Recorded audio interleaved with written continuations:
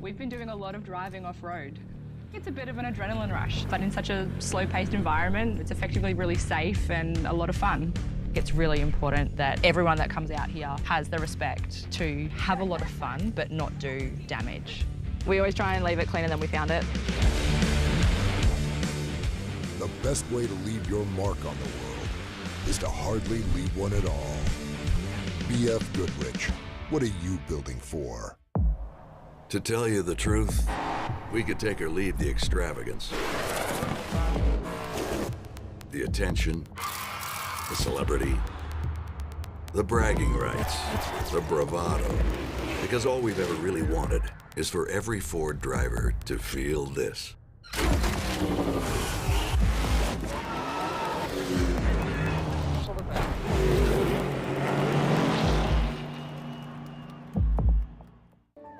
From an early age, we race. It's part of who we are. It's in our DNA. For some, the need to keep pushing fuels our lives. At VP Racing, we pour everything we have into creating the industry's best products for those who put it all on the line. Whether it's the track or the trail or wherever you race, they say you can't win them all, but you can sure as hell try. VP Racing, win every race. Dame una bomba de agua. ¿Tienes anticongelante? Para tu auto o tu taller, en AutoZone estamos para ti.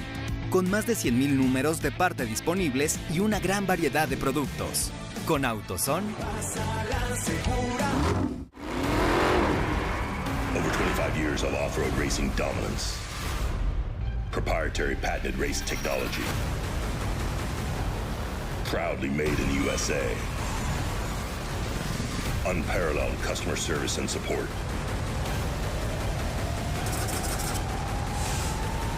The choice of champions. King Shocks.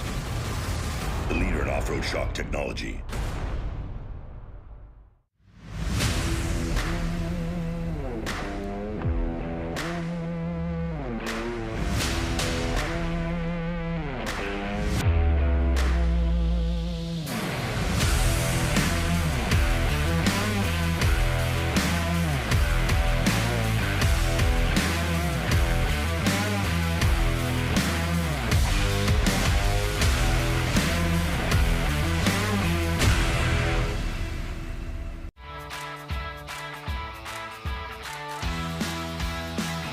Hey Nick, can you hear me?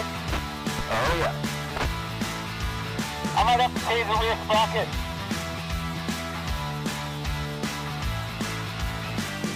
Wow, this is beautiful. It rides really good. Crossing the road now. Can't do that.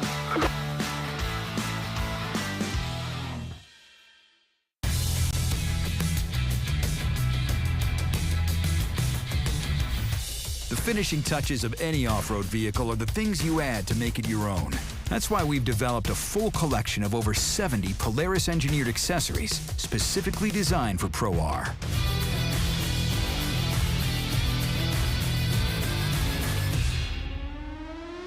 Polaris. Think outside.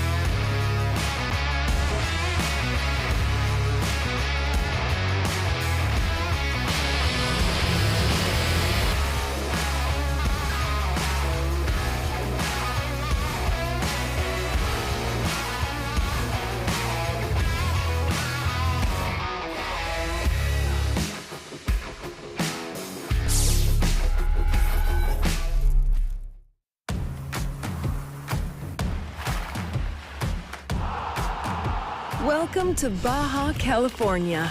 Our unique blend of cultures, cuisines, and historical influences create surprising combinations and unexpected delights around every corner.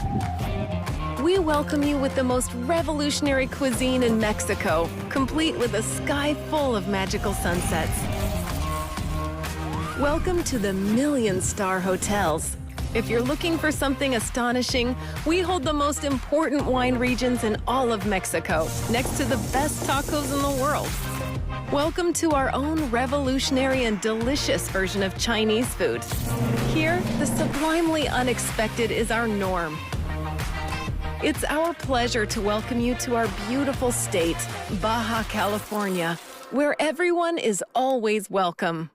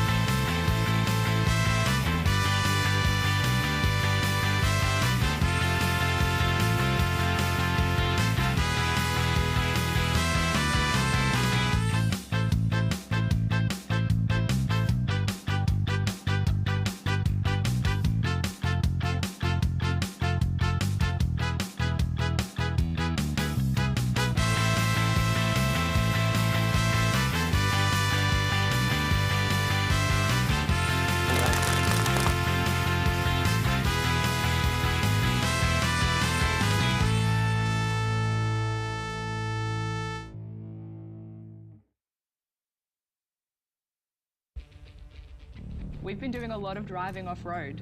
It's a bit of an adrenaline rush, but in such a slow-paced environment, it's effectively really safe and a lot of fun. It's really important that everyone that comes out here has the respect to have a lot of fun, but not do damage. We always try and leave it cleaner than we found it. The best way to leave your mark on the world is to hardly leave one at all. BF Goodrich, what are you building for? To tell you the truth, we could take or leave the extravagance, the attention, the celebrity, the bragging rights, the bravado, because all we've ever really wanted is for every Ford driver to feel this.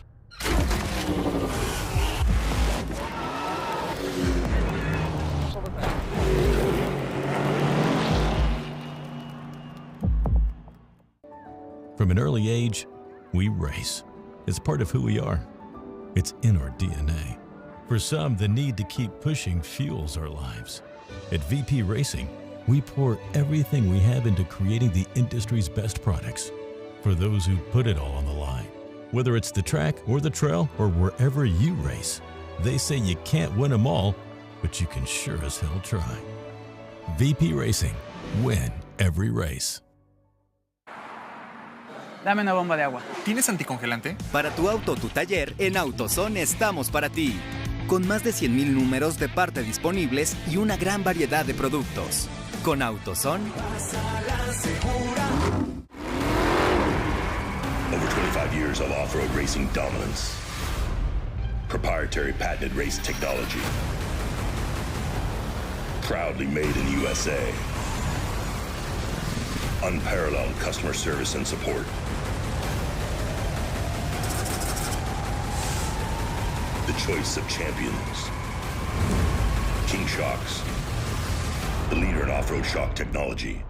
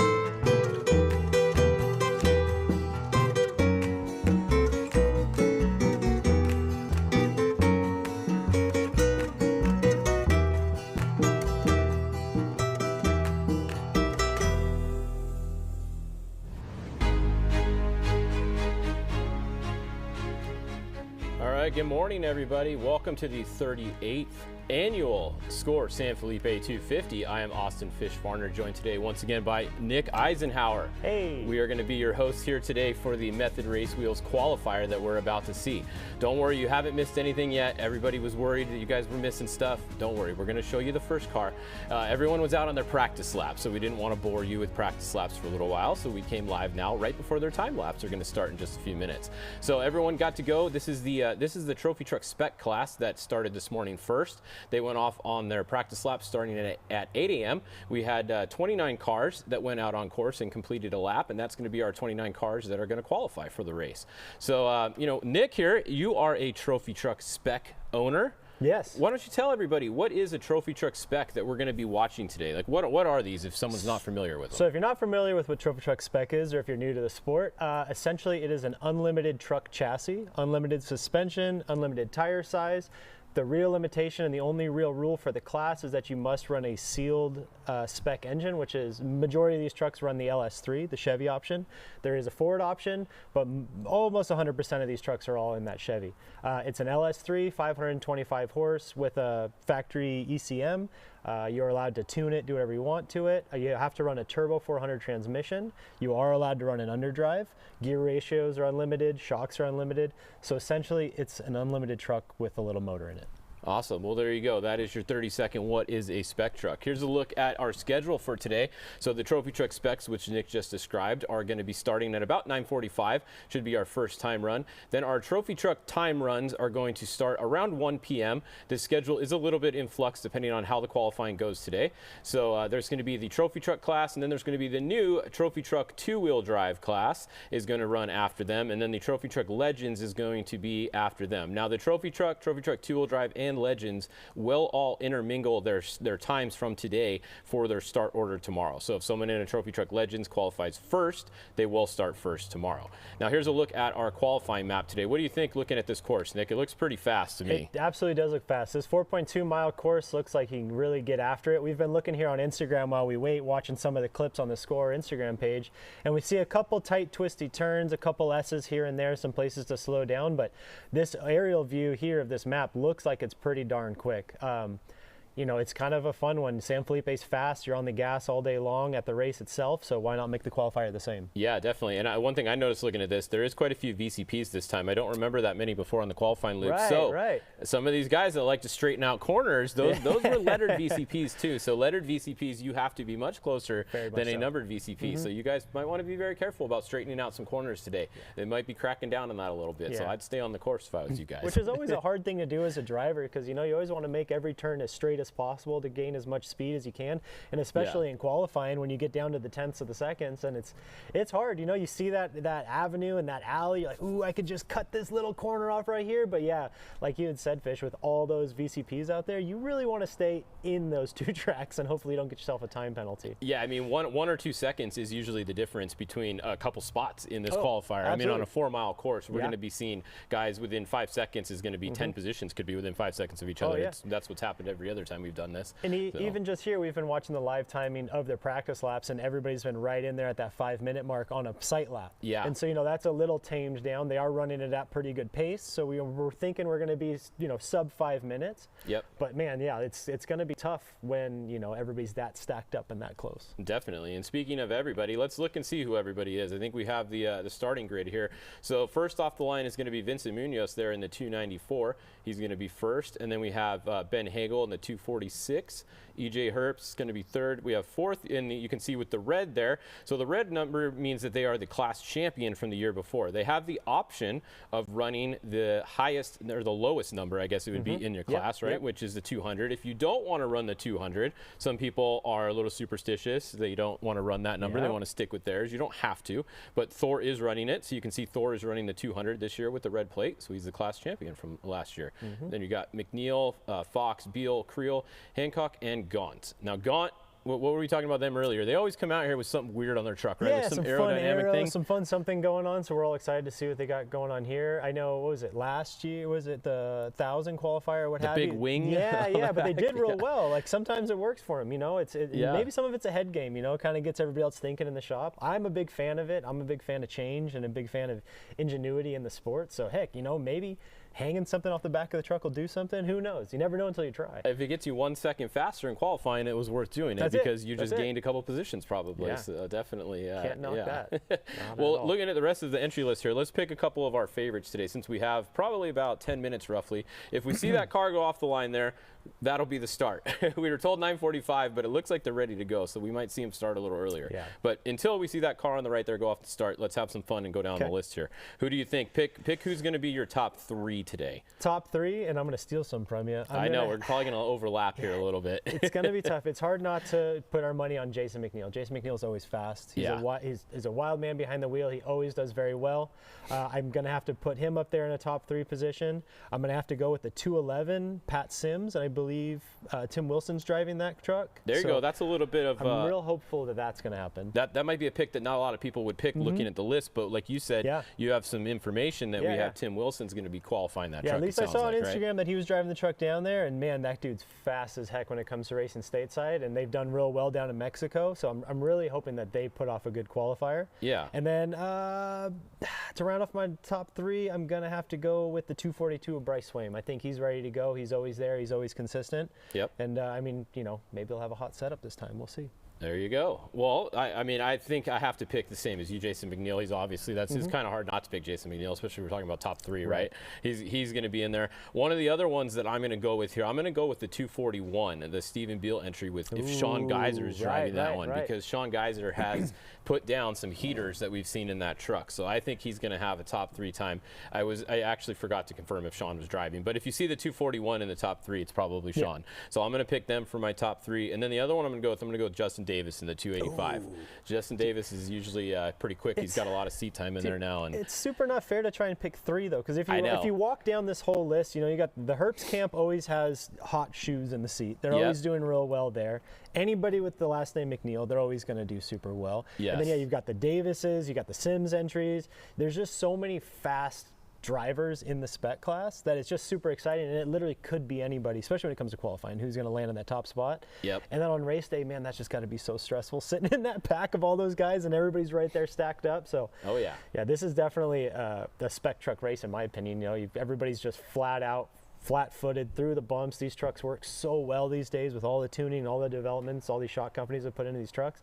It just really makes for like some amazing racing to watch. It really does. And you know where this qualifier is, this is kind of in the same area that the course is on. So this is basically a good qualifier for this type of course because it is the course. You know, sometimes you get qualifiers that are not exactly the same course they're going to be racing on or something like that, but this is located in a spot that is very close to where the actual race course is. And the terrain is pretty much the same. Absolutely. So it should be a good thing. Now, if you were going today, do you think it's an advantage to be going further forward today or a little farther back? Like this is the same area that has been run before, so it's not like it's a fresh track that's not broken in at all. But where would you want to start today if you were qualifying? Top 5 for sure. I'd want to be the top 5 trucks going off. Like I personally don't like being the first truck off the line, especially in the spec truck, because there's no groove, there's nothing to hold you in the liner of any sorts, and you don't want to be back in the pack because you are limited on horsepower, you are a little low on the torque and on the bottom end. So when you do start burying into that 2-track stuff and the truck starts digging, you're a little bit of a disadvantage. So you don't want to be the first guy, you don't want to be the last guy. You can find yourself right there in the middle. Towards the front is usually the best in my opinion. Okay, so that would be I mean you got some heavy hitters up front. If you look there, I mean we have 2 of the Herps are going to qualify in the top 5 here, so that's setting up pretty well for them. You said, and Ryan Millen's driving one of the trucks, right? Correct. Yep. So and the then 263. And then the 282 of Brent Fox. Like Brent's so fast. Like he's just progressed and progressed and progressed, and they're always fast on the racetrack. And he's driving that darn truck so much. He's always racing. There's no way you can't get faster doing that. So you know, with Brent Fox up there, he's in a great position, in my opinion, to put down a hot lap. And then like you'd said, the 241 right behind him is Stephen Beal. If Sean Geiser is driving that, that's a force to be reckoned with right there, I would think. Yeah, this is going to be fun to watch today. It looks like there is some wind out there, so the cars are going to go. Usually we have about 2 cars on the track at the same time. They spread them out pretty well. Probably going to start, my guess is about 2.5 minutes apart or so is probably what we're going to do. We'll find out as soon as they start here. But I don't think dust is going to be a factor today, nothing like that. If anybody does have an incident on course and they do get caught by the car behind them and it slows them down, they do give them a chance to rerun. So if someone rolls over or gets stuck in a corner or blows a corner or something like that and the next car coming catches catches them, they get the option to rerun. You don't have to. No. If you were able to get around them really easily, they will give you the option, hey, do you want to take this time or do you want to go again? Sometimes guys, they're like, oh, no, I'm okay with that time.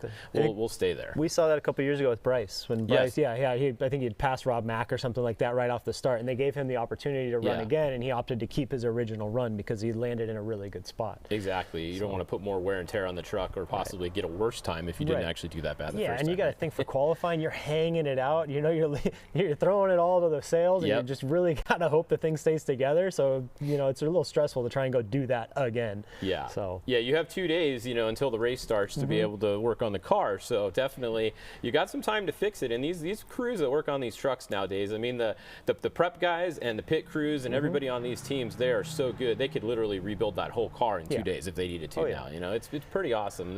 The level that the sport has come to and the technology that's made just building the car so much easier. You know, all the tubes are just laser bent, laser cut, just everything is, you're not doing much by hand fitting and bending and doing all that anymore. It's just so automated now that it's made it a lot easier. Yeah, and even on the prep side of things, because that's what my brother and I do, is we prep cars and stuff like that in the shop. We did just prep a Tisco truck for this race, Bryce Swaim's entry there.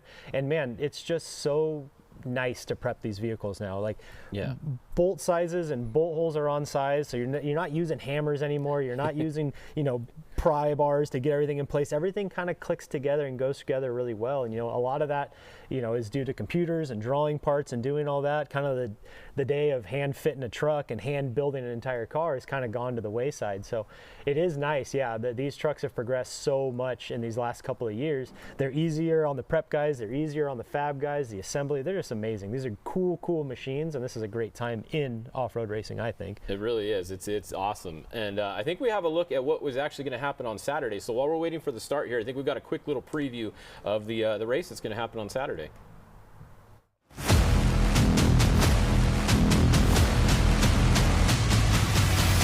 We've got people coming in from over 20 states in the United States. We got people coming from 17 different countries around the world. I mean, this is a massive global event. King Shock, San Felipe 250. Well, we've got a wild journey ahead of us. Let's go down to race start with Rat. And that's the trophy truck of Bryce Menzies leaving the line. You can check it out live all day long on our Score Off-Road app, YouTube, and ScoreInternational.com. Oh, gotta write it down. Got a guy down right there. Watch out for this blackout. This technology is groundbreaking for this style of racing. We're getting content sent to us in real time, perspectives, vantage points that you never ever got to see. We're on the middle of Baja here. Like, what we're trying to pull off right now is no easy feat. Look at these guys. Oh, wow. Oh. He's quick, he's fast in anything he does. Congratulations to you guys once again. You're going to be proud taking this one home back to Bolivia. Hell yeah.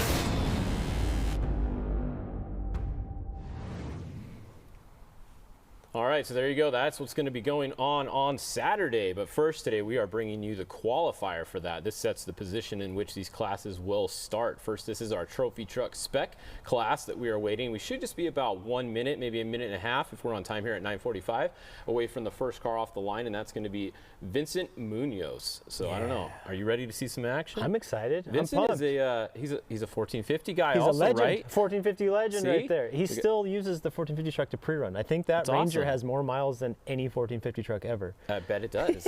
And it's 1450 legal still. That's it's still got a working what is it? A steel cab working doors. That's doors. it. Yeah. I was going to say a cab. They all have a cab. Yeah. It's steel cab. Yeah, it touches a soft spot in Fish and Ice Hearts. Exactly. That's where we got our start in off-road racing. We always have to give our fellow 1450 racers a big shout out, and it's cool seeing some of them mixing it up here. We will see another one later. We'll see Adam Householder in the trophy truck class. Absolutely. Yeah, so, he's definitely done well. He's great won some success races in their team and everything they've got going on. Him and his dad both are amazing competitors and fun to go racing with. Always got a smile on their face. Yes. You see them in tech, you see them wherever. They're just always so pumped. I love racing with those guys, and just it's kind of cool with this sport and this community. Just brings out like the coolest dudes and the coolest people, and we all get to mix and mingle and go racing trucks in the dirt together. It's a great time. Yeah, it's awesome time. I did just see a course worker walk out there and show him either the minute or the 30-second sign. There we go. It must have been the 30-second. Oh, there we go. So here we go. We are live. We have Vincent Munoz, number 294, trophy truck spec. First timed run of the day coming at us. Yeah. First truck on racetrack in 2025. Exciting for the There you go. We are off. The 2025 Score season has started. And we're going to have a couple drone shots for you guys today, a couple cameras out there, so hopefully we can see most of the action around this 4-mile track. Oh, a little wide there on that first corner. That's all right, though. Kept the speed up, maintained it all, still getting after it. What were you saying about the berms? Big old boulder out of the way, yeah. Yeah, the berms aren't quite built up yet. That's it. There we go. All right, coming in hot there.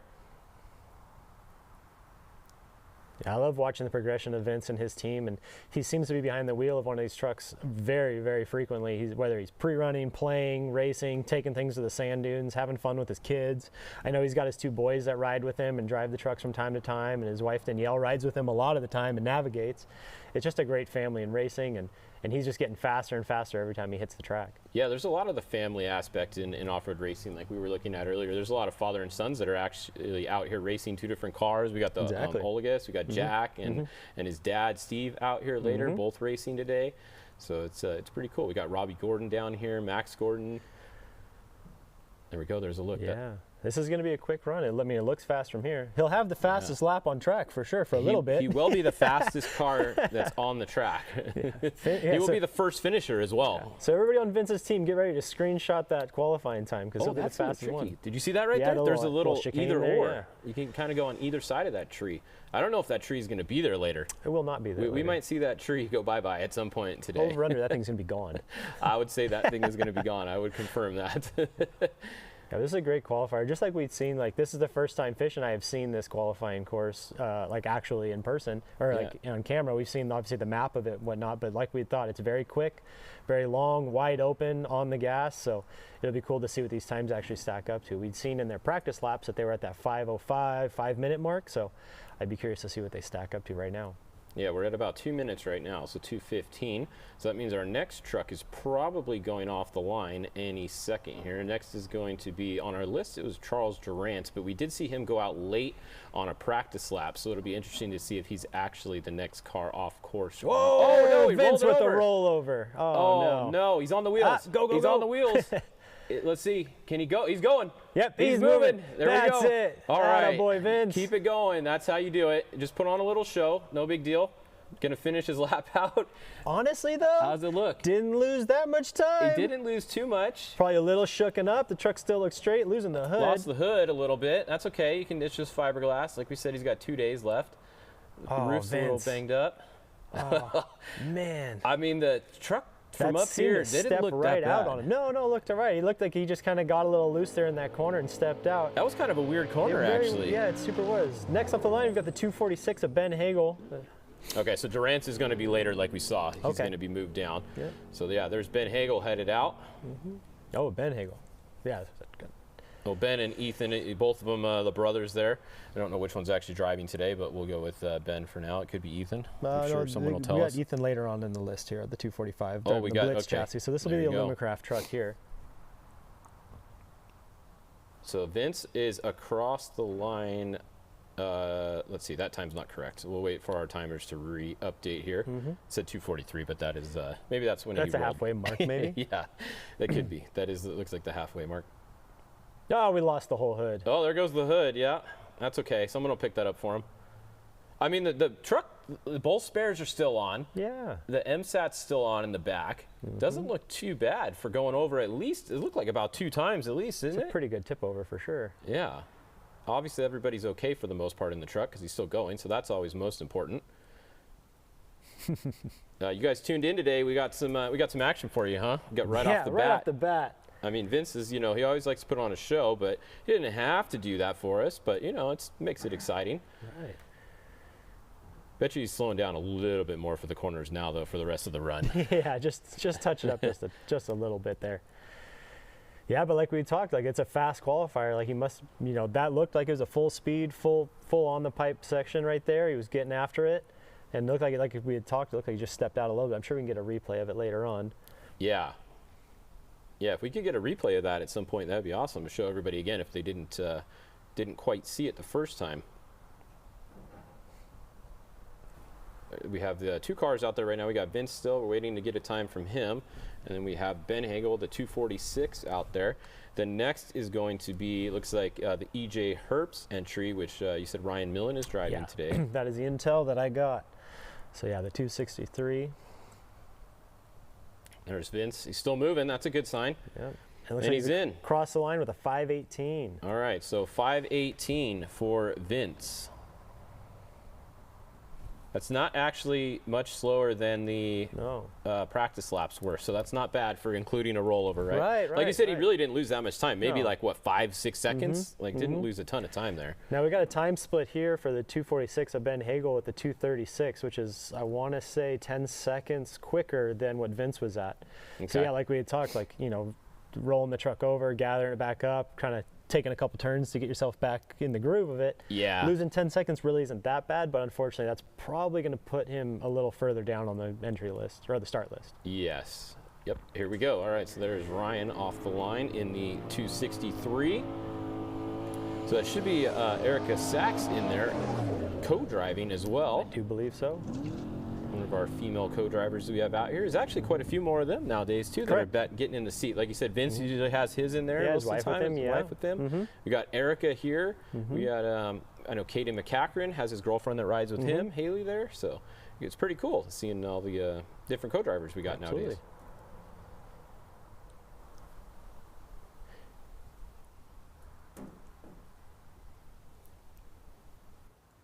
All right, so far we had, let's see, who builds Vince's truck again? So that's a Hall Designs chassis. It's escaping me who actually assembled that truck originally. Yep. But Craig Hall drew that. I believe there was like 1 or 2 of them built.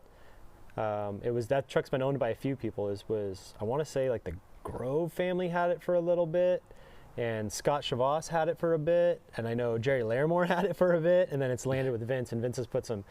Vince and ODR Roy and his team have put some good effort into making that thing real nice and reliable down there on the racetrack. And then we have this one here, which the Hagels, that's an Illumicraft. That's the Illumicraft truck, yep. And then we have the Herps that just went off, which is the 19 Industries. So we've had all 3 trucks have gone out so far. Oh, there's a good little jump right there. A little booter. Different chassis, different chassis builders of all 3 trucks so far. Yeah.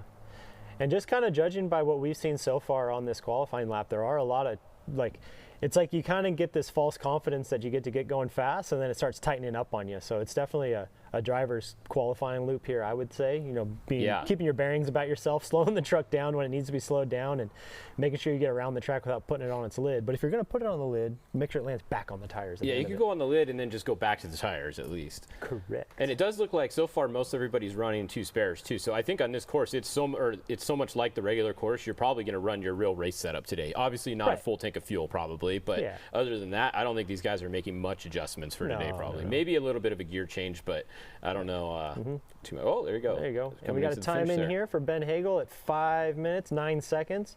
So yeah, only 9 seconds off Vince's time there. Yep, 5:09.246.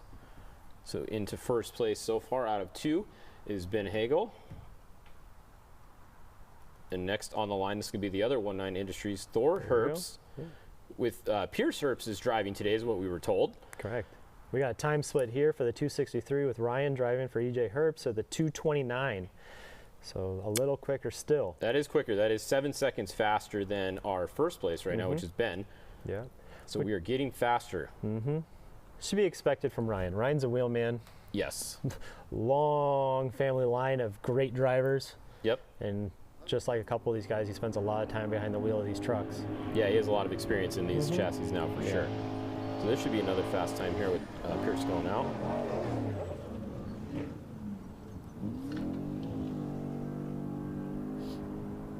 That is the 200 class champion there. Thor Herbst entry being driven by Pierce Herbst.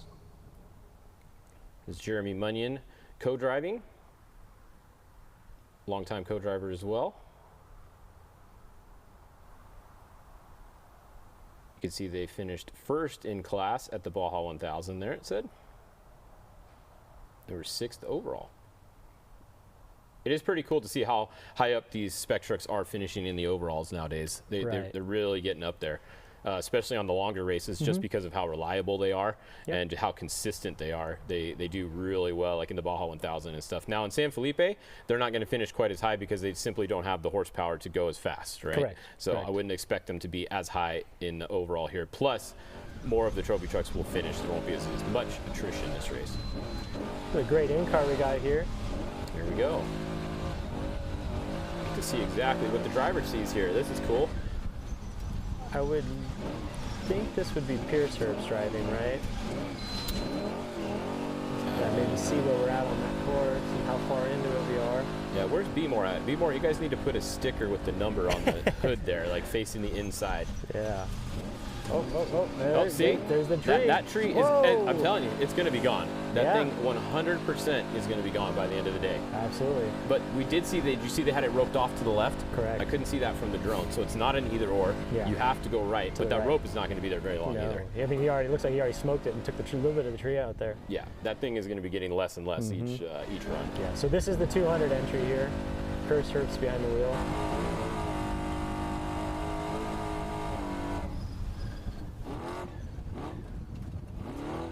Pretty cool, all the in-car shots that we have nowadays.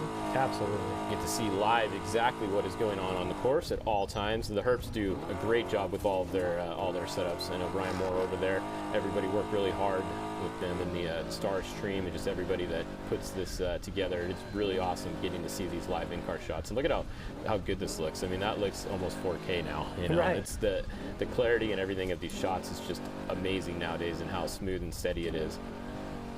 Yeah, you get a real feel for like what the drivers and co-drivers are actually going through in these sections and how tight and twisted they are.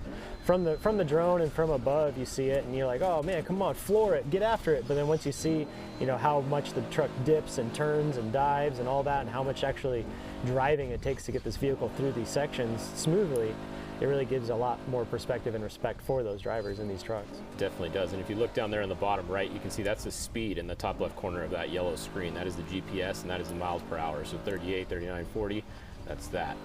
Let's listen along. We can actually hear the engine.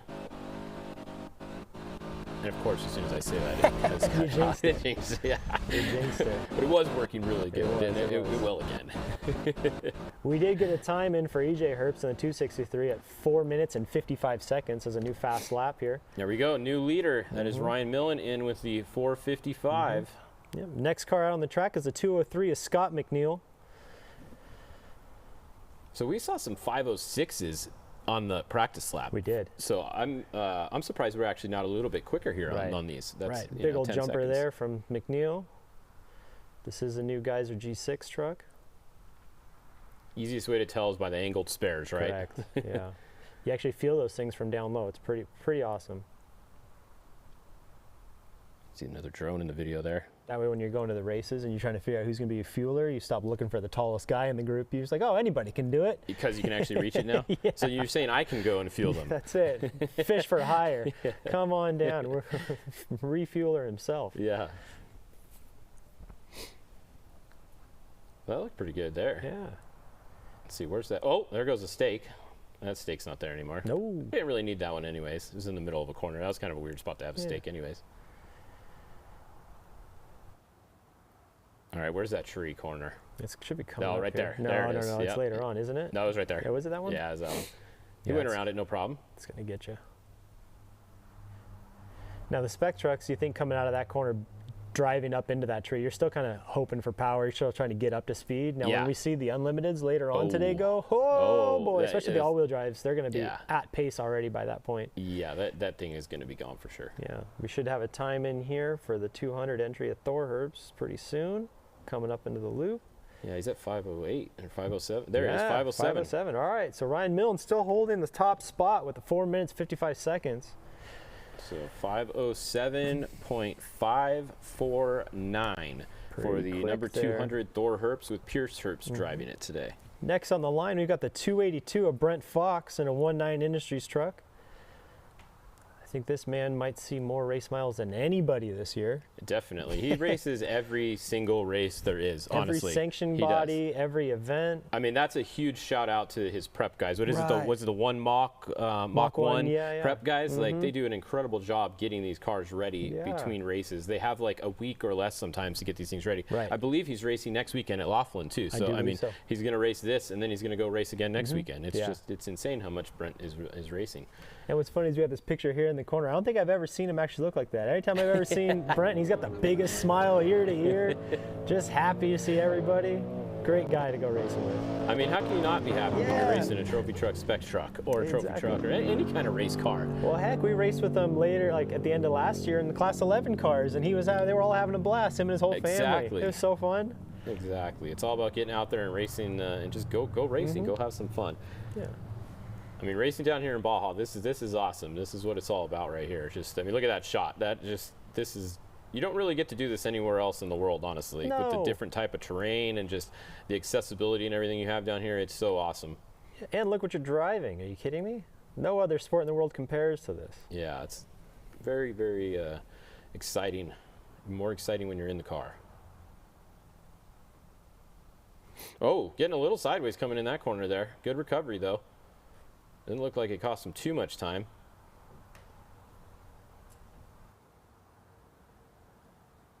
So far we haven't seen anybody else have any trouble on that corner where Vince did. It'd be interesting to see that. That was a little bit later in the lap, about like, what, 2/3 of the way through the lap maybe? Correct, or so? Yeah. It was just before his halfway time. Yeah. Oh. Yeah, these turns are just, you can see here, like we had spoke earlier about the ruts and the two-track and the course kind of progressing and deteriorating in some spots, and then, like I said, progressing in other spots. You'll see, like, it's especially back there in that red dirt, how the driver wants that inside line, but then as drivers barrel deeper and deeper, they're going to push to that outside line if they can't quite hold it. Yeah. And so when you come into that section, you're trying to get the truck to live in that inside line, it's going to want to suck you out to the outside line. So that's where going earlier in the lap might be better off, because you can actually run the race line and or qualifying line that you want to run. That is true. Yeah, because once it gets built up, you're not getting out of that one. Right, correct. You're going in the one it's taking you in. Correct. Yeah, and especially on a qualifier like this, you don't really want to make big adjustments to the throttle or to the steering and to all that. You want to try and keep it as fluid as possible. Yeah, you to keep your speed up and everything. Correct. So next on the line, we should be having, this is going to be Stephen Beal entry. It should be the 241, I believe, is going to be next. Yep. We have McNeil and Fox out on the course right now. We just got a time in for McNeil, the 203 at 5 minutes, 11 seconds. Perfect. 5:11.950. So fourth position for Scott McNeil out of 5 that have gone so far. Yeah, we got a split time here for Brent Fox at the halfway mark at a 2:32. So that's actually pretty quick. We'll see where that lands him. Actually, yeah, that's only 3 seconds slower than the Ryan Millen time in the 2:63. So yeah, he's on pace here to land himself in the second spot if he can keep it going in the second half of this qualifying lap. Next on here, we got the 241, Stephen Beal, Geyser entry. Still unsure as to who is wheeling this truck right now, but... Oh, they took the spares off. So that's the first, this is the first truck I've seen that didn't have spares on it. Correct. So they're going for the light approach. We'll see how that works out today. It's always a little bit sketchy though, because if you change the car up too much, the suspension doesn't work the same way that you had it tuned. So you know, you hit a bump or you hit something, it kicks a little weird. It's it's not always ideal. Yeah, unless you do some testing, you know, and like that's the nice thing about off-road racing is you're not having to pay for track time to go test out setups. You know, it's not like road racing or drag racing or anything like that, where you get a limited amount of time on the track or a limited amount of time to run your car without it costing you way too much money. With off-road racing, you know, you spend some time down in the desert, try your setups, try your changes. You know, you'll spend days and days down in the desert making tweaks and adjustments, getting the setup to where you think you want it to be for the specific racetrack with which you're racing on. Yeah. So, you know, if some of these teams are smart, they would try, you know, full weight setups, full light setups, half setups, all that. And, you know, it's with shock technology these days, a couple turns of a tube here, a couple moves of the ring there, you know, you can have a completely different vehicle. Yeah, or even the live valve. Correct. Right? Yeah, you touch a button and it changes. Yeah. You don't even have to do anything. You can do it from inside the car. So you got Johnny 5 driving the car for you. Yeah. There we go. Looking pretty good so far here. We should have a time for Brent Fox in about 30 seconds or so. Yeah, I'm excited to see that time. Like I said, he quick at the halfway point. I'm very excited to see where he lands in the overall time here. Once again, some of the trophy truck spec drivers that we're used to seeing out here they've actually stepped up to the two-wheel drive class, the two-wheel drive trophy truck class. So there won't be a couple guys qualifying this morning. Correct. They're going to be qualifying later in their spec trucks, but now it's a trophy truck. Correct. Because they just entered trophy truck. Yeah, which they've been able to do since the beginning. Yes. Yeah, it's unlimited. Trophy truck is trophy truck. You run what you brung, unlimited, no rules whatsoever, except it's got to have a truck body and a live rear axle. But it's curious to see how they stack up when it comes to unlimited horsepower. Yeah. I mean, unless these guys are putting bigger engines in that we're unaware of, but I would assume they're pretty simple here. All right, we got time in here for Brent Fox. All right, what do we got? 5 minutes, 6 seconds, 0.958. So right there with the 200 entry of Thor Herbst, right there on top of each other. We got 3 19 Industries trucks stacked up right there. We should get a halfway time any minute here from Stephen Beal. Yeah, so 506. We do got 237 here. 509. Yeah, we're pretty close here. Where we have Stevens at 237. Mm-hmm. Okay, so that's about on pace for third right now. Correct. Third or fourth was 235 and 236. So going to have to pick it up a little bit the second half there in the 241 if they want to get a top 3 position so far. We have Santiago Creel. Yep, the 260 of Santiago Creel here taking off. The Monkey Business truck headed out on course. And this will be our first Tisco chassis out on the racetrack. Yeah, because Charles Durance did not go earlier when he was scheduled. So quite a few different builders, out there building the spec trucks now. Mm-hmm. It's quite of it's not like it's just a one shop that's putting them out. It's pretty cool to see them all, and they're all pretty competitive with each other too. There isn't really like a certain brand that's completely dominating. Obviously, very much so. The 19 Industries is the class champion, and they do very well. But also lots of other. I think every manufacturer just about has won a spec truck. Has Illumicraft won yet? They only have a couple of them. Not that or I'm sure one of. or No. two, right? Did Pete Camp do anything when they owned the Illumicraft truck? I don't think they got a win. Sure. Yet. Yeah. Yeah. But yeah, no, it's cool to see this in spec racing because all these trucks are so vast and so different when it comes to not just what you see aesthetically, but also like where pickup points are and pivots and where engine placement is and motion ratios and all that stuff. And they do all handle different, and they have their strong suits in different places. And it's just kind of a fun thing to watch from our perspective here, watching on a screen, like, oh, this truck does well here, that truck does well there. And it's something that, we didn't used to get in the past with off-road racing, because he was just kind of like, all right, who's crossing the finish line first? That's the truck I want to buy. Yes. Now it's, there's so much data, and there's so much, when it comes to live streaming and all the video footage and all that stuff, that and just the readiness and availability of these trucks to go get behind the wheel of them or ride in them, you can kind of get a feel for which chassis suits your driving style or what you want out of a race car. Yeah, and there's only been a few people. I'm trying to think of someone like Jurgensen. Kyle Jurgensen probably has the most experience in the amount of different chassis that I can think of. I'm trying to think of someone who's driven the most. Has Ryan driven quite a few different Ryan's kinds driven too? A bunch of stuff. Yeah. And Jurgensen seems like he's won in every kind of chassis as well. Yeah, I think that's like a I think that's a Jurgensen thing. That guy's just quick in whatever he touches. It's like a McMullen, the same thing. Yeah, same thing, just fast. So. All right, so did we get a time for Beal? He is. So he's in, fourth position for Stephen Beal, 508.440 for Stephen Beal in a 241. We got the 263, EJ Herbst entry of Ryan Millen still holding a strong lead there. That's pretty darn good. Yeah, that's going to be an 11-second lead. That's a big lead, actually, now looking at the times. Yeah, I know. Ryan just texted me right now. He says, I don't know if it's going to hold. It's going to hold, I think. It'll hold for now. I mean, there's some fast guys coming up, though. Yeah. We'll see. We got, you know what? Actually, just looking down my list, we have Sean Geiser in a different truck listed later. Way to go. So he may have not been driving the Stephen Beal. We have a 214 entry. They're a two-truck team. That's us not doing our research. There's the Alexander Ford truck right here. The 228 of Ryan Hancock, prepped by Evan Weller Racing. They do a great job. Definitely check all the boxes when it comes to making sure those vehicles are as fast as they can be and as well prepared as they can be. Longtime co-driver Jordan Poole in there. He's got lots of experience in all different kinds of vehicles as well, mostly trucks. Yeah. They're back in a Tisco chassis here for this one too. Yep. I think that's all they have left actually right now. Correct. So there goes the 228. So Santiago Creel will be finishing in about a minute or so. He'll be our next finisher.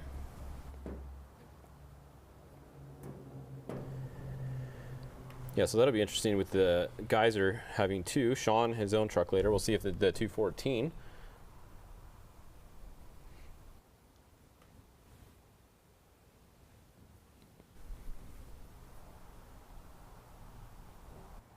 And then if you're just joining us, this is the Trophy Truck specs that are going right now. They started this morning. We are going to have the Trophy Truck class, followed by the 2-wheel drive Trophy Truck class, and then the Trophy Truck Legends class, all going this afternoon.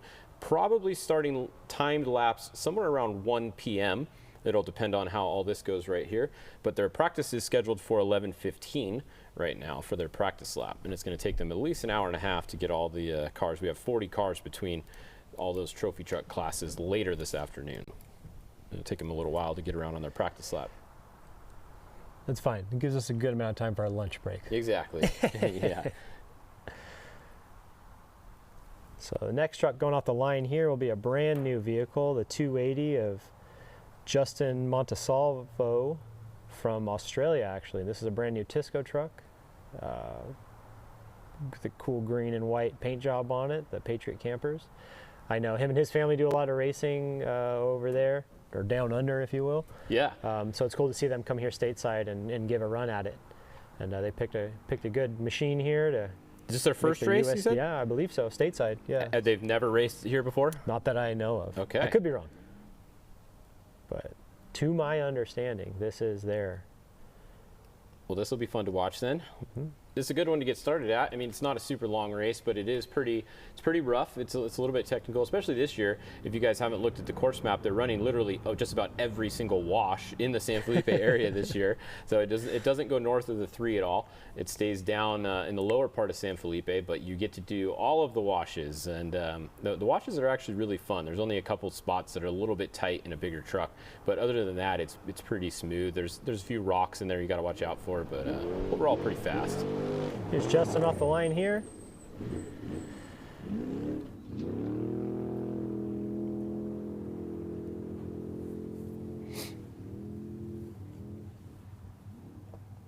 All right, so Santiago Creel is in with a 5:30.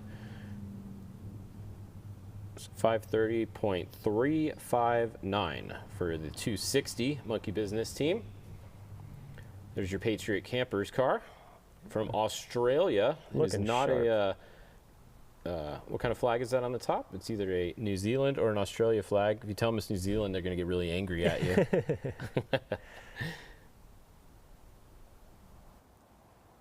Looking pretty good so far. Yeah. Looking good, looking sharp. It's got to be pretty nervous if this is your first race and then you have to go qualify. Right. Like in a new truck to you, right? Just go straight out there with all the competition that we have nowadays. I mean, 30 of the fastest Trophy Truck spec guys are out here, and you get to go do your first race with them. That is what part is kind of cool and kind of bad about the sport at the same time, is there's no requirements to get in here and come over here and race, right? So it is fun. If you have the money, you can go out there, you can buy a truck, and you can come out there and race. There's no minimum requirements, no licensing or anything. At the same time, it gets a little sketchy sometimes because you got guys with no experience, maybe not driving the truck they should have started off in. Right. Should have started off a little slower. But yeah, that's part of off-road racing, and that's what it is. You know, I think like after these last couple months, my brother and I have been racing those Class 11 cars a little bit more. Yeah. I think everybody needs to drive one of those before they're allowed to drive a truck. It should be a requirement, right? There is so much to learn from driving a stock Volkswagen with a 1600cc motor in it. Yeah. Holy smokes. I know I've learned a lot. I've been racing for almost 20 years, and I was like, holy smokes. So yeah, if you look at a lot of the fast guys in Trophy Truck Spec, any class really, if you look at the winners, most of them started in a limited class. Hardly any of them came straight out and went straight into a Trophy Truck and were able to win. Exactly. Most of them started in like a 1600 car, like Luke McMillan. Right. You know, you got McCackrins. Yeah, even Bryce Menzies. He started Hager, in other stuff. Everybody started their way down and worked their way up. Most of the fast guys. So it looks like we're going to have an in-car for Justin Davis once he starts going. He's a couple cars from starting, though. You can see there's at least one in front of him there. Yeah, the one in front of him looks like the 230 of Neil Dricky. Yeah, but did we skip the Isidro Ochoa entry? Let's see. Isidro. Unless he's on the track already. No, he's not even on the... I think he was a withdrawal. Oh, okay, that makes sense. Yeah, we've got an outdated piece of paper here in front of us, so we'll go off of the list here. Yeah, so next off the line should be the 230 of Neil Drickey in the SLR chassis. It's not a withdrawal on the list, but I didn't see him today, and he didn't do his practice lap, right? Sure. So now another chassis builder here, Spencer Lowe Racing. He's been doing a great job putting some really quality trucks out there on the track. They're working real hard. I want to say it's like their 6th truck. They've built 6 or 7 of those trucks already. Oh, they're doing a great job. Starting to get some out there. Mm-hmm. A lot of them run stateside. So it's good to see them up and running. We got a time for the 228 too. Mm-hmm. Got a 247. So right there on par with Santiago Creel. And then the Ryan Hancock is in with a 5:15, so it's going to put him in 7th position right now for the Ryan Hancock 228. You know, I think if I was in Justin's position here in this brand new truck, first time racing stateside, well, Mexico actually, it's not even considered stateside. We're in Mexico. On this first time side racing in North America. This side of North America. North America. Right. You know, just trying to get this truck through this qualifying with all its body panels on is a win. And then getting this thing across the finish line down there on Saturday is definitely a win as well. Yes. You know, as much as our inner egos want to go out there and set the world on fire and be in that #1 spot, you got to remember it feels better to cross the finish line with a complete car than to wreck out running first place. So. Yeah, in order to finish first, you must first finish, right? And on qualifying day, you cannot win the race. Right, so you can win qualifying, but you cannot win the race, but you can lose the race today, is what I always like to say. It's much easier to lose the race than it is to win the race. Right. So next up here, we got the 285 of Justin Davis and another Tisco truck here. We got on board with him, which will be fun to watch. I know he was one of your top picks for a top 3 position, so he might be somebody top 3. Yeah, he might be there to challenge Ryan Millen's time of 4:55. He's got to get on it. Yeah, I was gonna say he's gonna need a time at least 5 minutes to hold in the top 3 today, I think. I mean, we have 5:06 and 5:07 are 2nd and 3rd right now. Right. So I'd say get him. I would look for Justin to be around 5. I'm gonna say 4:59. You think 4:59? That's my guess. 4:59. I bet he does a 5 flat. 5 flat? I'm going to go 5 because I was going to do 4:59 too. So right, I'll go just a little over. All right. We will see. We will see shortly. The 280s made it halfway. Yeah, you said 247, and I think they just finished, right? Yeah, there we go. Running 9th, yeah, 5:27. Okay, well, they finished. Yeah, we didn't get a shot of them going across the line, but I'm assuming they got all the body panels on, which is a win in my opinion. 5:27.948. Yeah. Race is Saturday. Just got to try and remember that. Is that Justin Davis smiling in the picture? I think so. No way. That's smirk. It's AI. That's got to be AI. Computers are wild these days. That's the most I've ever seen him smile. All right, here he goes. Headed out on the course. Here comes Justin Davis. He is going to put down a 4:59 and take the 2nd position. That's it, huh? Is this for lunch? Sure. This is for lunch. Yes, all right. this is for lunch. I think they're buying us lunch. All right, here we go. We get to watch it. Yep. And you'll hear there, like we were talking with the spec trucks with the sealed engines and the spec motors, you'll hear the RPM drops and dips and up and down and how much shifting you got to do to try and keep these things in the power the whole time. Yeah, it's real important to stay in the power band because there's not much, like the torque isn't quite there, right? Yeah. I mean, depending on your gear ratio. Right, and you got to think these, like when I said it's a turbo 400 transmission, it's still a standard 3-speed turbo 400. And depending on the ratio with which you put in that transmission, you got to think you've got those 3 gears to mess with, and you got to try and get them to go nice and tight in 25 to 30 mile an hour around the turns and such. And then you also got to get it to do over 100 miles an hour. So picking those gears, picking that underdrive, picking all those ratios is just so important. No, a lot of guys, well, not a lot, but some guys will change the ratio for qualifying, right? Depending on what they know the qualifying course is going to look like. You can change any of those ratios. What's the easiest one to change out real quick? Probably the underdrive, or depending on the manufacturer of your underdrive, it's either underdrive or rear gear. Yeah. So I mean, yeah. Some of those underdrives split apart real easy and you just pop gears around. Some of them are a little bit more invasive. A rear differential is obviously pulling the axles, pulling the drive plates, pulling the third member out, drive line. It's a little bit more invasive. Correct, yeah. But I know a lot of guys, there's your tree spot right there. Yeah, he looked pretty good. He went around it. I know if it's me, we like to change drive lines after qualifying just to be safe. So it's like you're already pulling that drive line out. So it kind of depends on your setup and the manufacturer of underdrive with which you run on your truck. Looks like Justin Davis going with one spare, so it didn't take them both off, but did take one off. Right. A little bit of weight reduction. Yeah, I know this truck just went under like a full prep just through seeing on socials. I know they painted the chassis and everything. That's always as a prep guy and an assembly guy, it's always fun to put a brand new truck together with brand new parts and brand new bolts. It's so nice, so right? So surgical. It's so yeah. nice. So you get tired of working on the same dirty, grimy trucks all the time. When you get a fresh one, it's a nice feeling. Yeah. All right, who do we have just finished here? We got Neil Dricky. It looks like he has finished with a 5:15. Nice. Yeah, this run here from Justin Davis is looking pretty darn quick from what we've seen so far.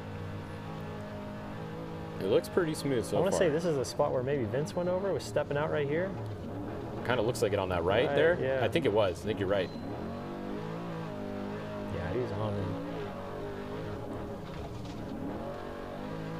Yeah, and so for those of you at home who maybe aren't familiar with off-road racing or 6100 or spec racing, the engine you're hearing there is the one you can buy from Summit or Speedway or Jegs or wherever. It is just a GM Performance 525 horse. Yep. Stock motor, crate motor, yeah. Justin Davis halfway, 229.6. EJ Herbst was a 229.9. Okay. So he's 0.3 seconds faster so far than our leader halfway. Let's see if he can hold that pace the second half and take the top spot or not. Yeah, we just had the 245 of Ethan Hagel take off in a Blitzkrieg chassis. Yet again, another truck manufacturer, chassis manufacturer. You know, Seth and Danny over there at GFO are putting together those Blitzkrieg trucks. They're doing a fantastic job. Oh, he's got his sunglasses on for the picture. He's too cool. Yeah. No school for that guy. He's too cool for it. I wonder if they have a side bet between the brothers. I would assume. Hopefully it's something good. Loser can't wear sunglasses in his photo. Yeah, like really has to embarrass the loser. That's the best kind of bet. Like money is like whatever, who cares? It's got to be something really embarrassing.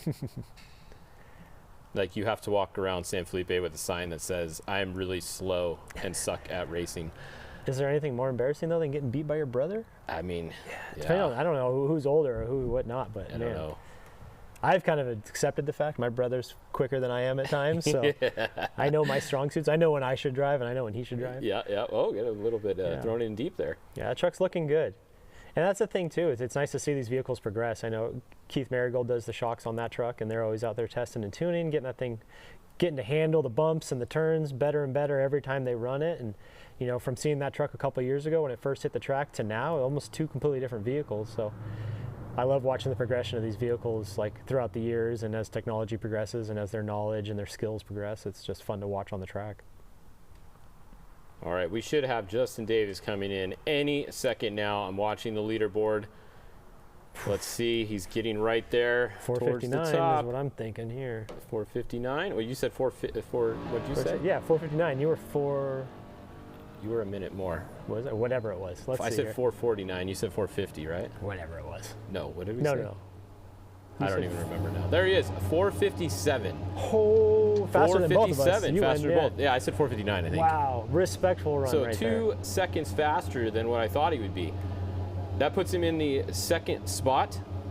I got the spot right. You did. You did. Yep. Like I said, I was only off by 2 seconds. You were off by 3 seconds. It's pretty close. I mean, we could do better though. Right. It's going to be tough, I think, as the day progresses and as the course deteriorates in certain spots and the track kind of changes. It's going to be hard to beat that 455, in my opinion, especially the way those 1.9 industry trucks run in the flats and kind of run wide open, like maybe not as reliant on the 2-track and as the berm as some of the other chassis. I think Ryan Millen in the 263 was just given that perfect storm and that perfect opportunity to run a very, very, very fast lap. Not to discredit Ryan at all at his driving abilities, but he was on a sick one. Yeah, that was definitely a fast one. That was Justin Davis sitting at the finish line there a minute ago. So here we go. Next car out. Here's your 214 of Sean Geyser. Okay. There's your run. Now here's Geyser. This is what I think is going to be fast as well. This was one of my top 3s, right? Yes. So far I got 1. Oh, we got a good split time here for Ethan Hagel at 2:33. So he's about 4 seconds off the 2 leaders right now. Yeah, that's putting him in a pretty good spot. Yeah, so if we're going off of split times here, that'll put him in the 4th position on splits. That does put him ahead of his brother by about 3 seconds halfway through as well. Yeah. Here's Sean Geyser getting after it. Okay, this looks a little faster. Yeah, this is Sean driving here. Not the smartest place to stand as a spectator there. But no. Yeah, this is a good one.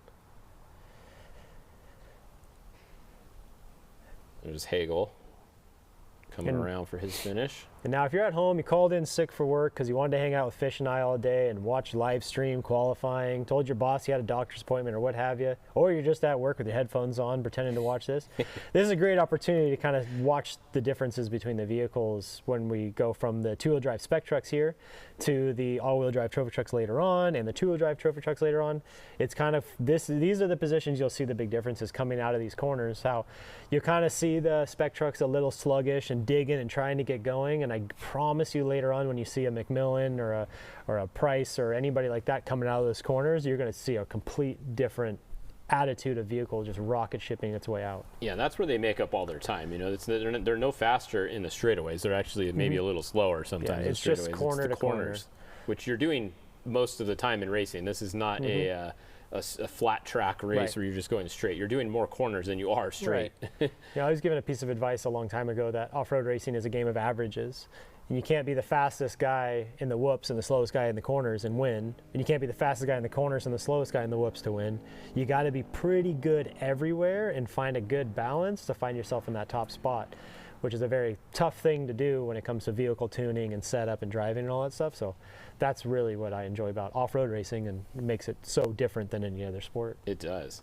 And speaking of that, we have Ethan Hagel in with a 5:08.044. That means he is in 5th position, and he's also ahead of his brother by 2 positions and 1.2 seconds right now. What a great qualifying spot. So there you go. Ethan Hagel in the 5th position right now with a 5:08. Solid run. We've got a split time here for Sean Geiser with 2:33. Oh, so right there on par with Ethan Hagel. Yeah. So like we had said earlier, I think as this course starts to deteriorate and change, it's really going to start eating these spec trucks alive. It's going to be hard to kind of keep that momentum and that pace going when you're kind of digging in that 2-track. Sean's gonna have to pick it up a little bit to get in the top 3 though. Yeah, I think so too. I think he's gonna be fast the second half. Got the 209 Tisco entry here.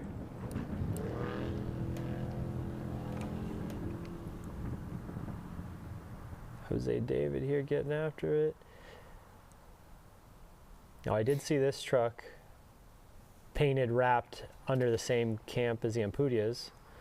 Yep. So I'm assuming, and you got on the entry list here, you got Rodrigo and Alan both on the entry list. So I'm wondering if maybe one of them's riding along for qualifying to put eyes on the lap. Alan is. Alan is? Yeah, Alan is riding. Yep, he's in there. He sent me a picture of him sitting in there earlier. That's the only reason I know that. Yeah. That's a smart thing to do. Make friends with the guys qualifying before you and try and get a ride along. Yeah, you get an extra sight lap, right? You get 2 sight laps, 1 at full speed. That's it. Yeah. Yeah, so there we go. That's the 209. The 214 will be finishing in about a minute or so. We'll have a time for him. Let's see, what do you think? We're about halfway through with our list so far. So far, so good. Yeah, we've really just seen the one rollover that landed on its wheels was Vincent Munoz, the first car out on course. He rolled it over, at least looked like about two barrel rolls, but landed on the wheels and kept going, lost the hood. A little bit of body damage, but did finish his lap.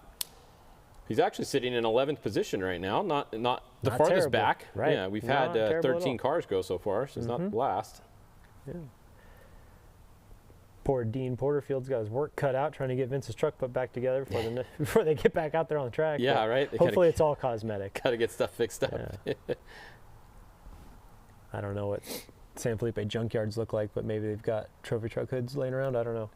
Probably. I'm pretty sure you can probably find any kind of body panel down there. If you go to enough restaurants or just, things down there, you can go find a body panel. All right, got a time in here. Let's see. Where did we get Sean Geiser? Ooh. Oh, the 3rd position. With a 5-minute 1.930. What did I tell you? He was going to pick it up on the second half. Dude, and he did. Okay, so all you need now. We just need Jason McNeil to go to that number 1 spot.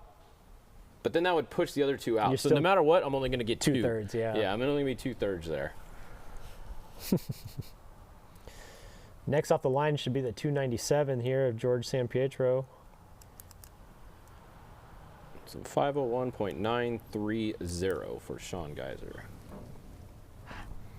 And if you guys are following along, you can see all the same times we are live on the Score website, or if the link's not working on there, just go to results.score-international.com/live, and you can find the live timing on there. That's where we're getting our live timing from. The 297 here will be our first Mason chassis out on track.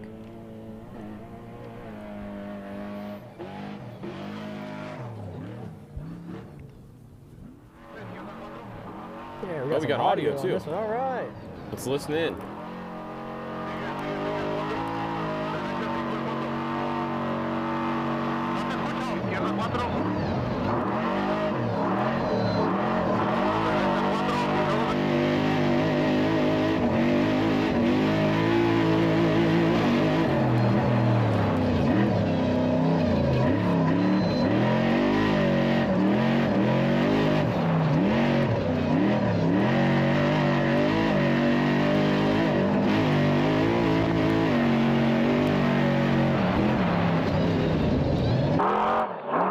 Cuidado de dos.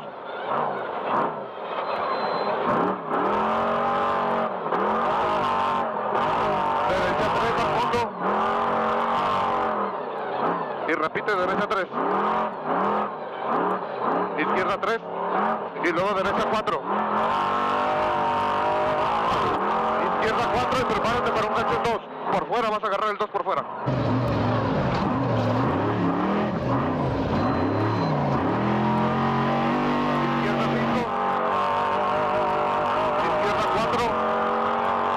Derecha 2. Izquierda 2. Súbete en derecha 4.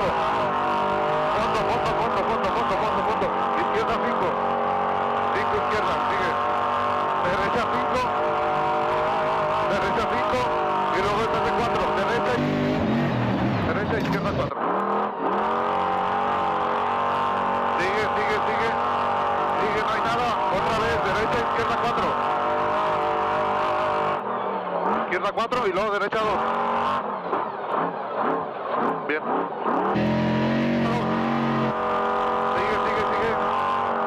Sigue derecha 5.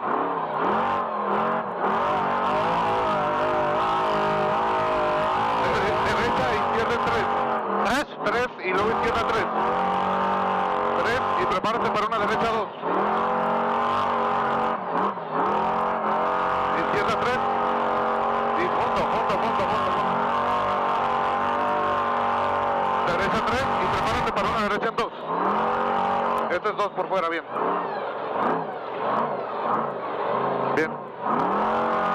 Izquierda 3, tiene precaución.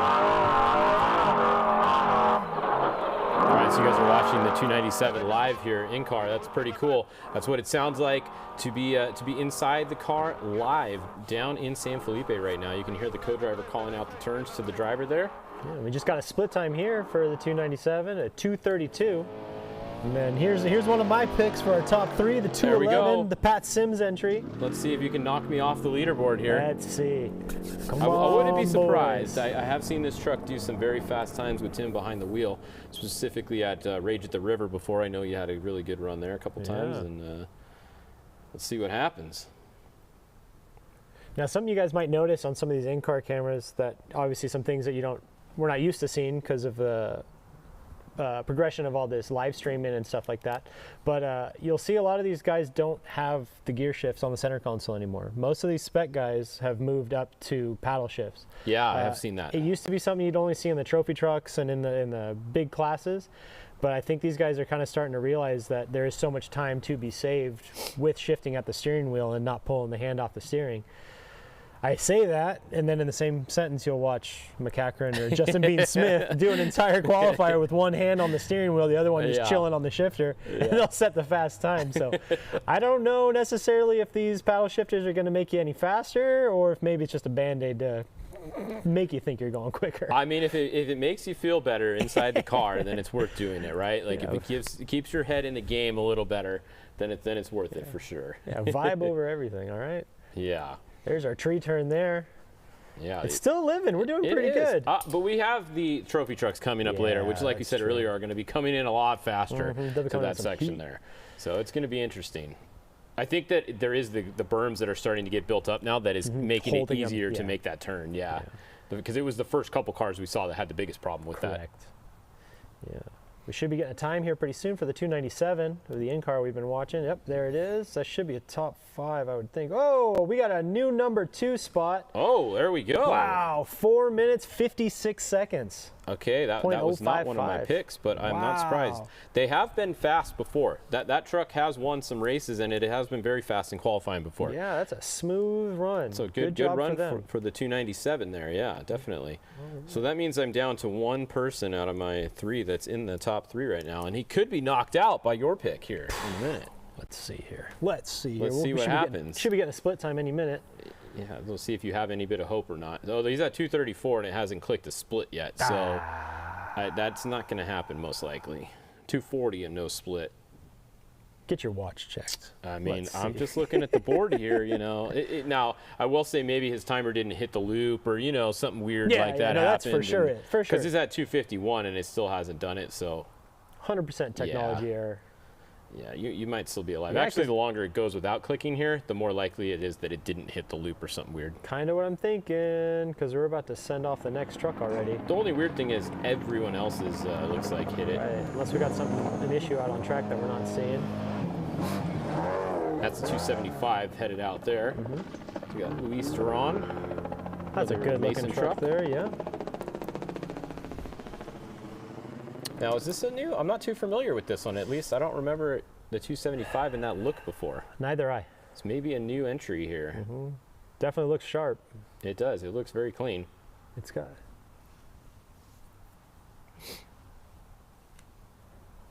Trying to figure out what we got going on. 275. Yeah, the Pat Sims time is still counting. So either the car missed probably because it's so fast. Oh, it went so fast across the loop it didn't register. Yeah. That's probably what happened.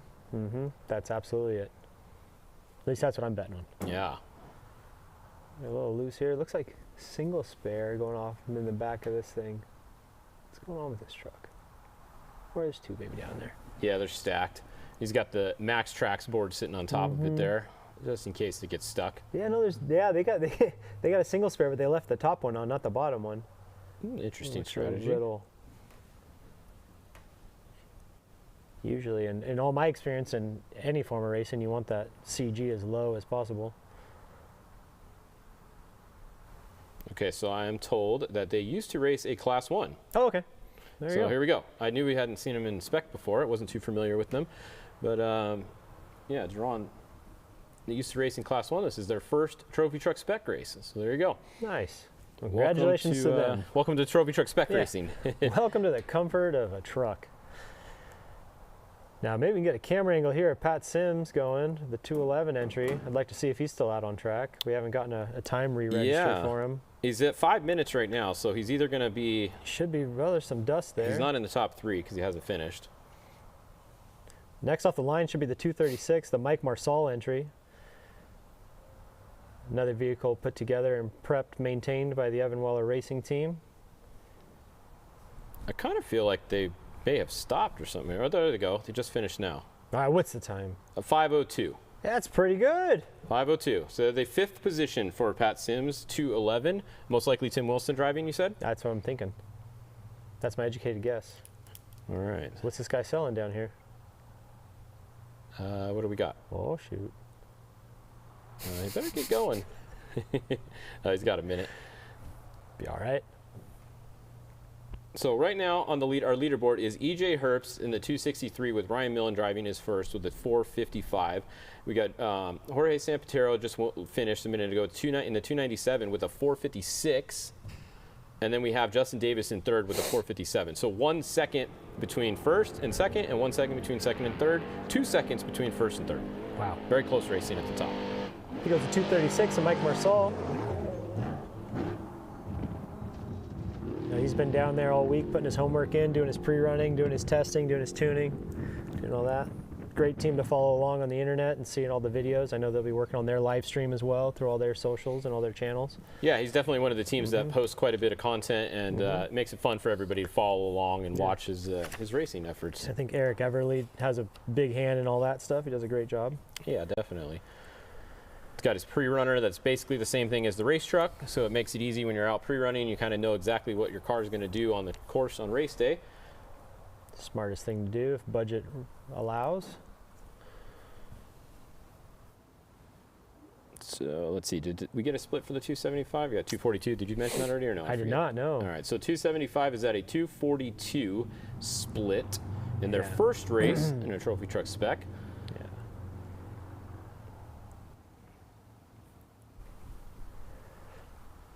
We have, let's see, got about 10 more cars to go. Look at that stacked field. That's a whole lot of racing cars. There's as many spec trucks as there are trophy trucks.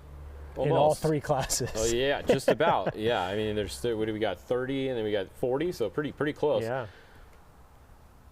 Yeah, I mean, I think the most we ever had at a race in Mexico, I'm trying to remember, there was a score race. I think it was a San Felipe race. It may have been a 500. There was over 50 trophy trucks. Oh, really? There was 50, and wow. I want to say it was like 2000, was it like 12, or I forget the exact year, but there was over 50 in the trophy truck class at one point.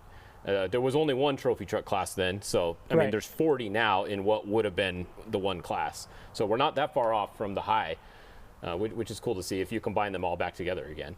But yeah, there was over 50 at one point. I do remember that. I think it was a San Felipe race. These cars have they've changed so much over the years. The trophy truck specs that we're watching right now cost more than the trophy trucks used to cost back in the day, like in mid 2000s, early 2000s. You could get a Geyser trophy truck for $300,000 or a Porter trophy truck. You're spending around $300,000 for the whole truck. That was ready to go. Nowadays, these trophy truck spec trucks that we're looking at right here are $500,000 plus for one of the, for a 1.9 Industries, or they're over 500, right? Oh yeah, so absolutely, easily. You're at $500,000 for a trophy truck spec truck, which is pretty insane to think about. That's a lot of money for those trucks. Yeah, I think too. Material costs have gone up. Everything's gone up. Oh, everything's the whole gone world's up. gone Yeah, up. definitely. Just like as a fabricator, just a piece of chromoly tubing is absurd to purchase these days. So yeah, it just makes everything so much more difficult. But it is what it is. You got to pay to play. You could possibly still take a $300,000 truck and be competitive with the right driver, but it would be really tough to do.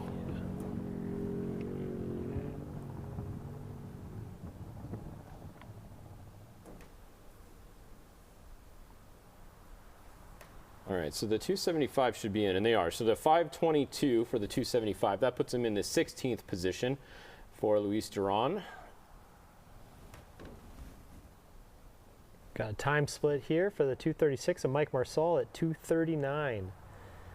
He's going to have to step it up a bit if he wants 239? Yeah, if he wants to get himself up there, he's got to get on the gas. Yeah, he's got to get going. That's about a 13th position time right now. Little float out there.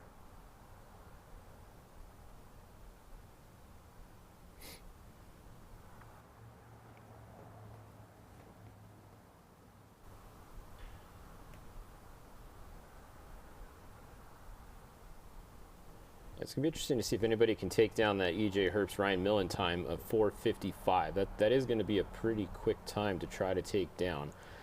Jason McNeil still has to go though, who both of us picked to be in the top 3. So if anybody's going to take it down that's left on this list, that's going to be right. I mean, Bryce Swaim is fast too. He is. He could do it, but yeah, I think Jason McNeil's the best bet left, looking at the list of who still has to go. Correct. Oh, we're ruling out the 227 of Jack Olgas in his brand new 1.9 truck. Jack is fast. He is, but Jack's you been just driving said a lot. Brand new truck, right? Yeah, that's true. He hasn't raced in Mexico much. Right. He's maybe driven with his dad in a race here or there, I believe, but he's never been driver of record that I can remember, at least down here. So he's probably going to be fast. I don't think he's going to be on pace to take down the top spot in his first race down here in a brand new truck, but you never know. Yeah. Well, we'll see, because he's coming up next, right?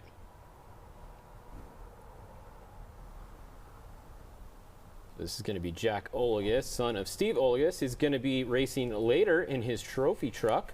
He will be qualifying this afternoon. So pretty cool to see the father and son out here racing, each with their own truck now. It's good to see Steve back out in a truck. Back out racing again. Yeah, Steve doesn't come down to Mexico too often to race. Mostly see him doing the U.S. Series races. I know he does a lot of Legacy and some of the other U.S. Series races, but don't see him in Mexico too often. So yeah, good to see them back down here.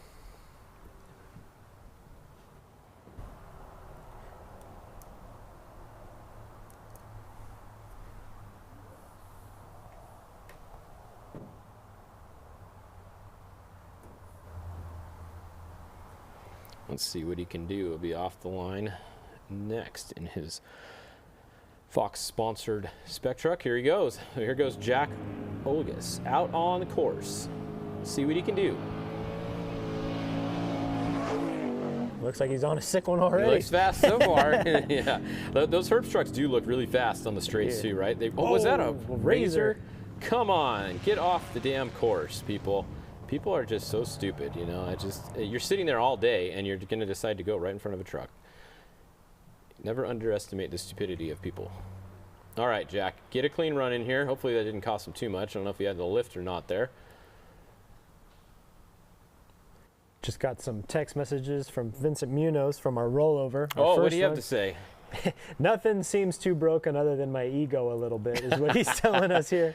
Actually, nothing even ever touched the roof, the MSAT, the Starlink, nothing. It literally pirouetted on the rear bumper. Perfect. Then when it came down to land, took the clip out and then kept running on. He said, all right. What did he say here? As soon as it landed on the wheels, pointed in the right direction, he told himself, screw it, let's just keep going. Yeah. So solid run from Vincent there. Yeah, that's cool. Cool to hear him, hear that everybody's okay and it didn't damage the truck too much. So really they just have to fix the body and, whatever, and they're good to go. That's some short course activities right there. Yeah, there's lots of zip ties and some duct tape, and you'll be good to go.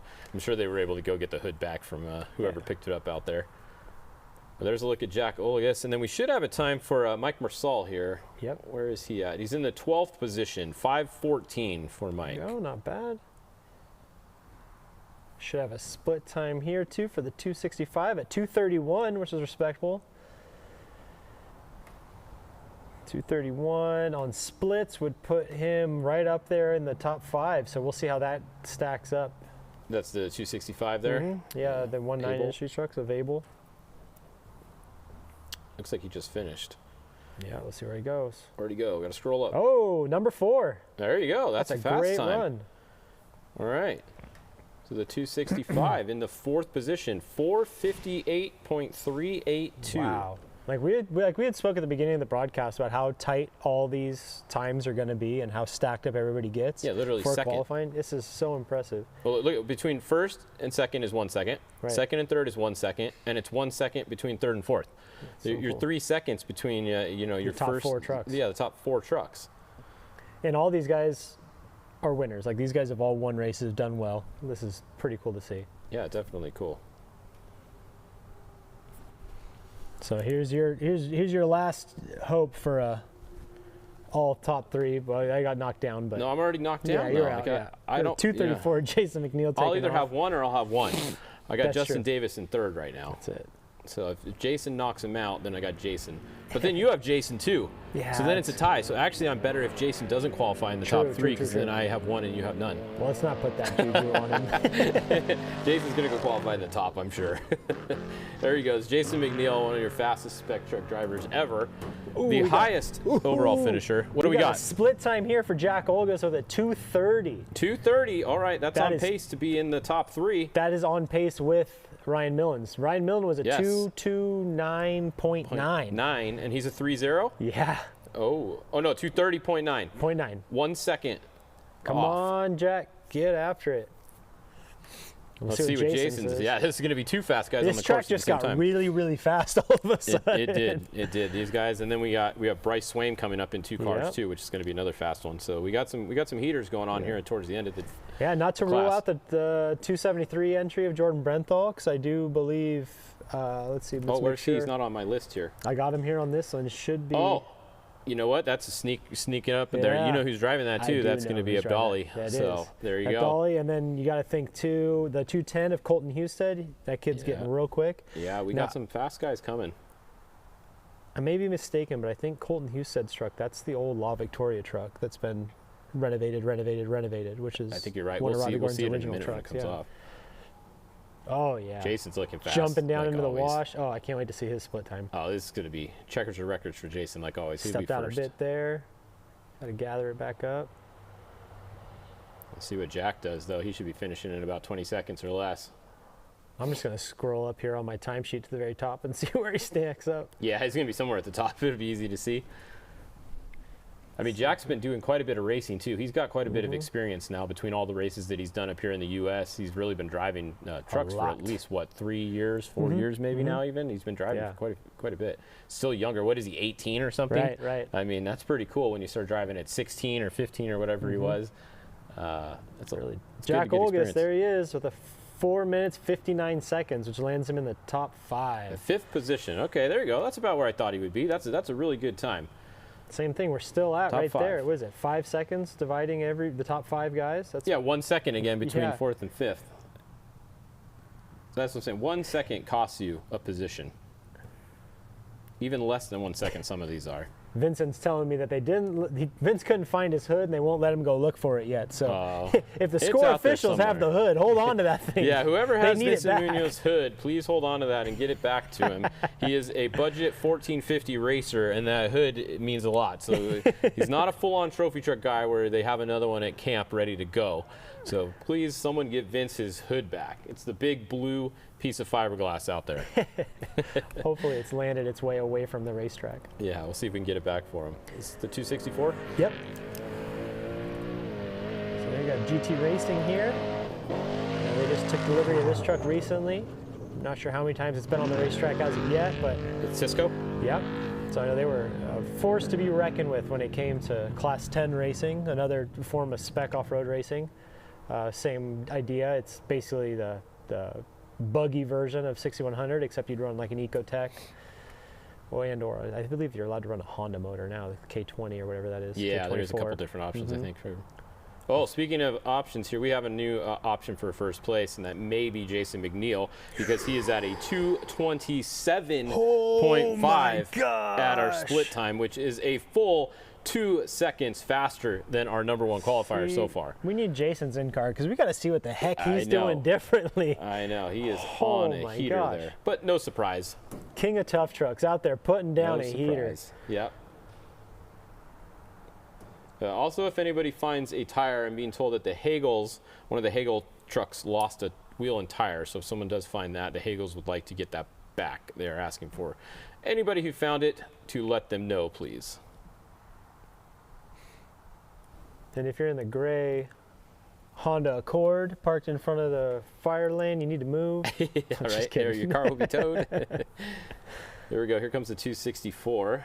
And Jason McNeil should just be about 20 seconds out from finishing or so. So if we watch the top of the leaderboard here, we should see Jason coming in anytime. On an absolute heater. For that top spot. I believe he's finished the highest overall that anyone has ever finished in a race as well in a spec truck. Yeah, 3rd overall at 1,000. Is that what it was? I believe so. That's impressive. Yeah, because there's been 6th. I don't think anybody's gotten higher than Jason. So definitely pretty cool. Getting ready to take off the line here is the 242 Bryce Swaim, another Tisco truck. We'll see if he gets a good clean run. I believe he was the 2018 spec truck champion. Champion of the day right now, Jason McNeil, 4:53.5, 2 seconds impressive ahead of the 263 to take the top spot so far. That is impressive. It is impressive, but it is not surprising one bit. No. Wow. Great run, Jason. So if you're sitting at home and you want to know how you're going to drive a spec truck really fast, you got to enter the Del Mar Tough Trucks. Yes. Every year. Every year for 20 years. That's where you will get all your driver's training, and that's how you land yourself in the #1 qualifying spot for the 2025. Now that truck right there might have something to say about that. Ebdali there in the gray truck. That's true. Ebdali could have something to say, and we're going to have to wait until he goes to crown Jason the champion of the day here. All right, we got Thunderstruck going now, got the right? 242 Bryce Swaim taking off.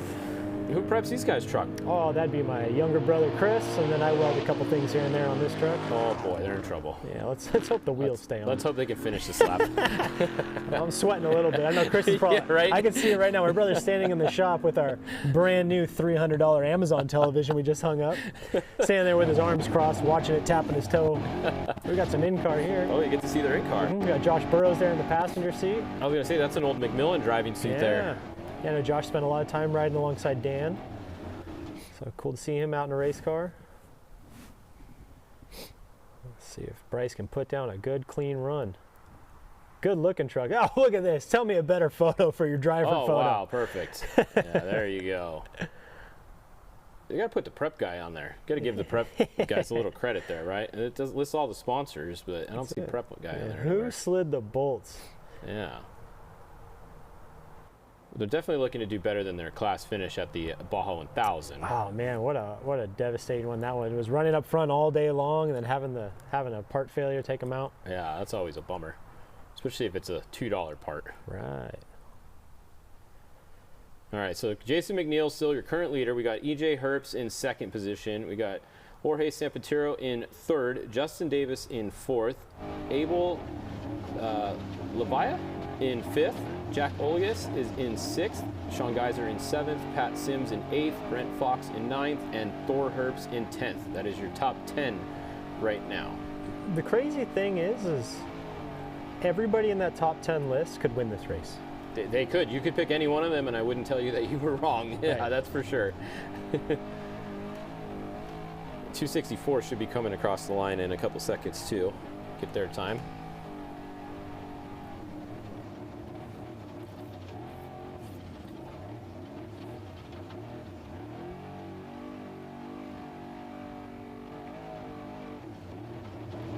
Let's see the 242 here with the paddle shift as well.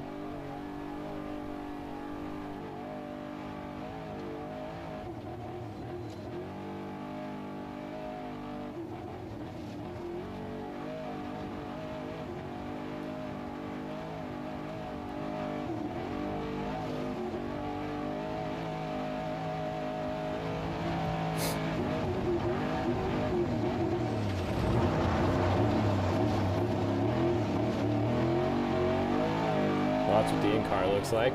Looks about the same the whole time. We got a split time here for Bryce at a 2:30. Okay. So that's up there with the top 5 guys. We'll see if he can keep it going.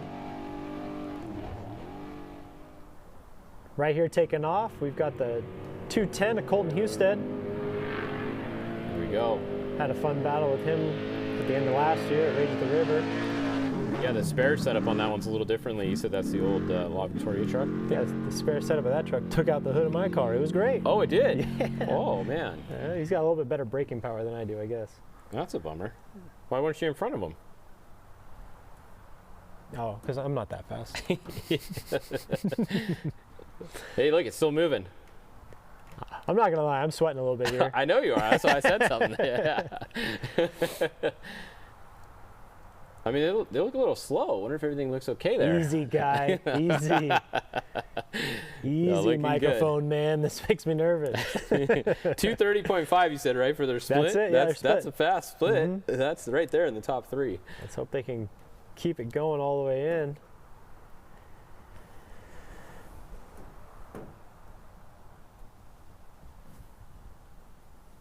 All right, so we only have a few cars left to go. We got about 5 cars left on our list here. Yeah, the only person I think that could really upset this whole apple cart will be Abdali. Yeah, exactly. Abdali's definitely going to be at the top up there. I would have picked him in my top 3, but the list that I have here, he was not on this list. So that's why I didn't see him. Because you always got to pick Abdali in qualifying. Oh, Colton, yep, getting loose around that corner. Look how sandy that corner has gotten since the beginning of the day. It has. So the 264 finished earlier. Did we read their time? 5:07. The 264 is in 11th position with a 5:07. We should have a time in here for Swaim any minute. As long as they made it to the finish. Easy, guy. Let's see. Let's wait for the time to come up. Oh, you're good. They finished. All right, you can breathe. Look at that. In a top 5 spot to freaking cap it off. 4 minutes, 57 seconds with a 4th place. 4th position for the Thunderstruck truck. All right. Good nice. Run, Bryce. All right, Chris, you can take a deep breath now. I know you're watching at the shop sweating bullets. So far, so good. Only 250 more miles to sweat about on Saturday. Ay. Well, they're 0.2 seconds ahead of Justin Davis to sneak into that 4th position. Nice work. So 0.2 of a second. Nice run, Bryce. Snuck him in there. I mean, currently there is 3 Tisco trucks in the top 5. So 3 of the top 5 are currently Tiscos. You got one 9 Industries in there, and you got 1 Mason in there. And that Mason drove by George San Pietro. You got to remember, he was a Spec Truck champion. He ran the 200 number for a season. He did. So he's no slouch when it comes to wheeling these trucks. So off the line here, we've got Abdali wheeling the 273, I believe, right? Should be. The Jordan Brenthal entry. Yep, there we go. We got a time split for Colton Husted in the 210 at 231. So that's a in the top 5, top 10 spot. So if he can keep that going, land him up there. You know, I might have been wrong about my predictions on the course kind of deteriorating. Maybe these guys are needing the berms a little bit more than I thought. It's getting a little faster here at the end, maybe? Oof. Yeah. Oh, that's a little. This kid, that truck looks like it's just like all over the place, kid's right? wild. He's doing it. He's doing it. He's out there racing. I mean, that's a lot of weight transferring around that far back. You can really see how much that rear of that truck is being thrown around. All that weight is all the way in the back of that truck. Right, and like I said, don't quote me if I'm wrong, but I do believe this started its life as the La Victoria truck, and I think it has progressed and progressed.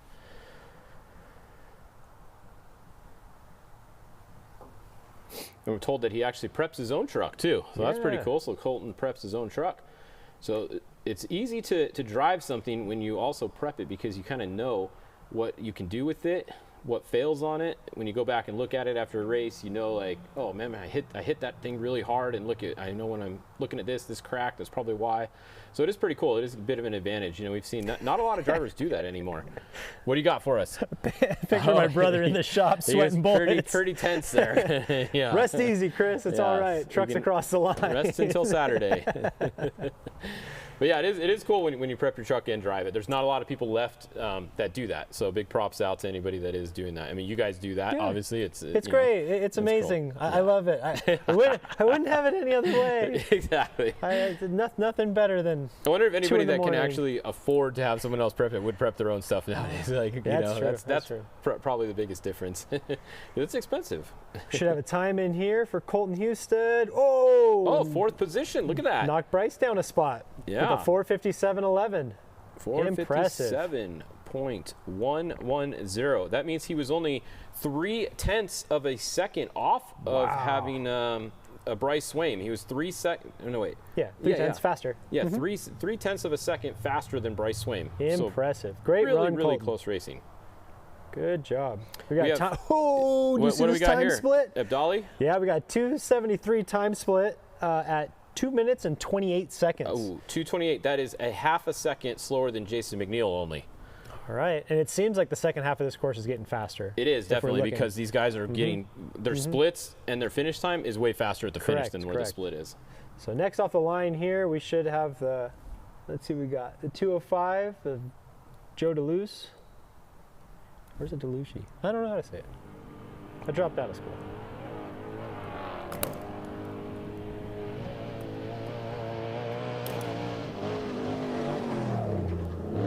It's another Spencer Lowe racing truck.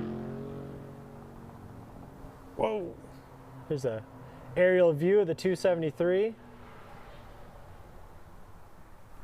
As somebody who's got a lot of miles and a lot of time down here in Mexico racing and driving trucks, it's going to be no surprise if he finds himself in a great qualifying position. Oh, getting a little creative here with our line choice. Oh, that's a little bit different. Right? I mean, that's the fastest way through there. Oh, my. Oh, okay. Yeah. I hope those VCPs weren't right there. Right? They were. Yeah. We'll have to wait and see the results on this one. All right, there's Joe in the 205. So we're almost down to our last car on course. I think we've got about one or two more cars, most likely, if everybody starts here. It's pretty seamless qualifier here. We just had the one little hiccup earlier. What a stacked top 10.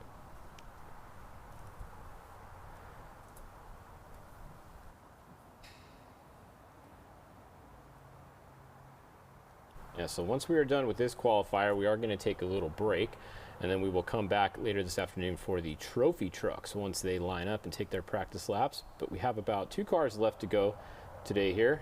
We have the Jordan Brenthal entry out on course right now with Abdali Lopez putting down a heater. He's going to be somewhere towards the top if he makes it to the finish. Let's see who do we got here? Should be the 284 most likely, Jose Contreras.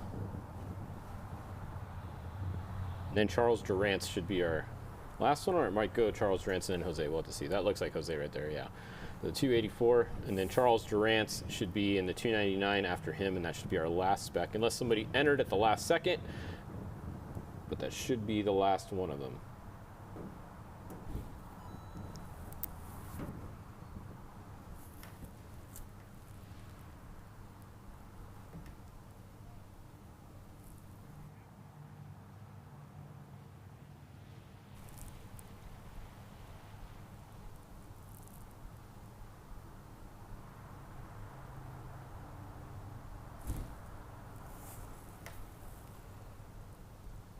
All right, so getting ready here, and we should have our other finisher. Did Abdali finish? And oh, look at this, new leader by 5 seconds. Dude. Well, I mean, we got to wait and see because we saw that line there. I don't know, but that was some impressive running. That's very fast. Abdali Lopez, Jordan Brenthal entry 448.4. Currently in the top spot right now, so that's what we're gonna write down. Holy smokes! 448.472.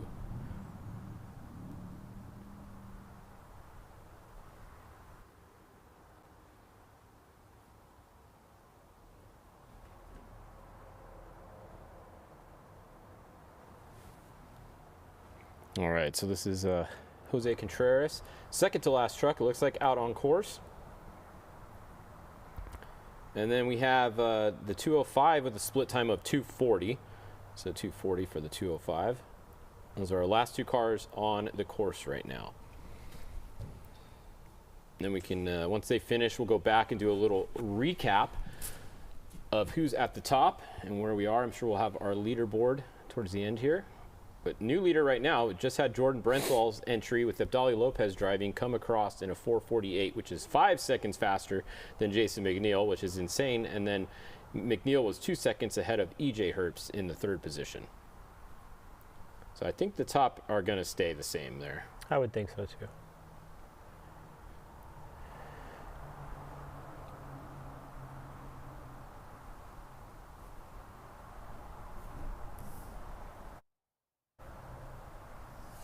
Now, if you're just joining us here, this is the Method Race Wheels San Felipe 250 qualifier. And don't be discouraged, there are only 2 more trucks to go out on track, but we will be returning later on today for the trophy truck qualifier. Yes. Yeah, they are. The trophy trucks are scheduled to start their practice laps at 11:15. There is 40 of them. It's going to take at least an hour and a half for them to do it. So I'm thinking we're going to be closer to a 1 p.m. start, if not a little bit after 1 p.m. for the actual timed lap. So if I was you guys, I would come back around 1 p.m. and check in with us and see where we are. If it gets pushed out to 1:15 or 1:30, don't be surprised. We'll have to wait and see how long everybody takes on their practice laps. But we will be live once again later for the timed laps. We will not be live for the practice laps.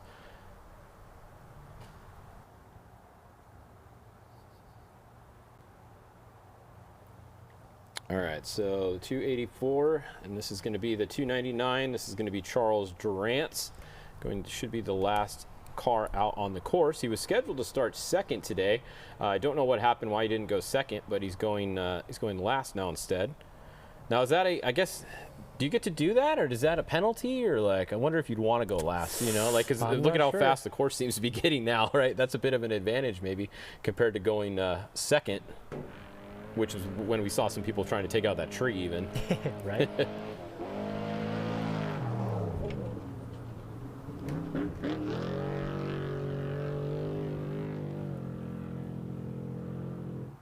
Yeah, we got this nice in-car here with Charles Durance. There we go. Another Tisco truck out here. quite as clear the picture on that one, but still cool to have the all the in-car shots today. You need that tuba wipe your camera sticker, huh? Yeah, just a little lower resolution there. You can't quite read the speed on the GPS a little bit. I think it said 12 miles an hour there. He's going in turn. It's been 3 digits the whole time. This guy's Yeah. on a sick one. On an absolute heater. So you can see, like he's talking about, he's got the shifting on the steering wheel, right? So Correct. his hands never come off. You can see both of his hands on there. Now, he does have his thumbs inside the steering wheel, which is very risky to do. A little bit better nowadays, but that used to be a big no-no back in the day because you'd hit something and that steering wheel would just yank and you would literally break your thumb with it on the inside like that. I think we've all had it happen to us at least once. I've had, yes. Yeah, a long time ago I learned don't ever put your thumbs inside the steering wheel. So a pretty exciting qualifying run here for these guys. Smooth so far. All right, let's see, did we get a time for the 260 or 284? Almost. Not yet, we got a split time at 2:51. So this is the in-car with our last car on course in the Trophy Truck Spec class, like we said. After this, we'll do a little bit of a recap for you guys of what happened so far this morning.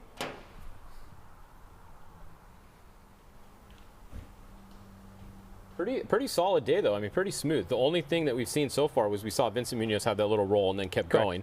Other than that, we haven't seen any problems for anybody. It's been super smooth, pretty easy qualifier. It looks like a fast course. Very fast. It's going to be really exciting later on when we see the trophy trucks go, especially the all-wheel drive trucks. Yes. Like these trucks are going to move. Now, what do you think the time difference is going to be? I was just going to ask you, what do you think? Because we have like a 4:48 so far. That's now, so fast. I remember at the 1,000, I thought they were going to be a lot faster than they were, and it wasn't that much faster. But on this course, with seeing how it's kind of soft and some turns and stuff, I think we are going to be quite a bit faster. I'm going to think at least, like a 4:30, maybe 4:35? Yeah. I don't know if it'll break. I don't know. I don't want to jinx. I'm so bad at picking times. I'm just gonna They'll say probably break into 4:30. the 30s. Yeah. I'm gonna say 4:30 just to kind of set a time and see what happens. I think they could be 18 seconds faster than these guys. Yeah, for sure.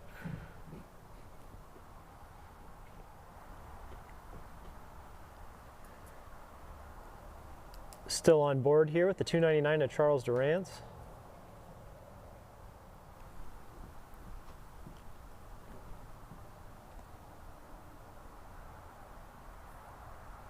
Like Fish had mentioned earlier, if you're just now rolling out of bed, it's 11 o'clock, about time to get up and get some lunch going or breakfast or whatever you want to call it. Yep. From a wild Wednesday night. We are getting close to the end here of the Method Race Wheels San Felipe 250 qualifier for the spec trucks, but we will be returning around 1 o'clock for the trophy truck qualifying. That'll be 4-wheel drive, 2-wheel drive, and Legends out there on the track.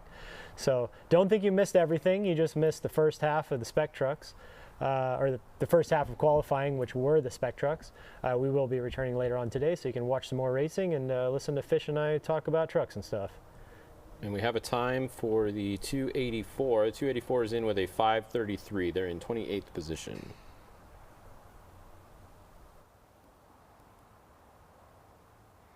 Got a split time for Durant's here at 2:42.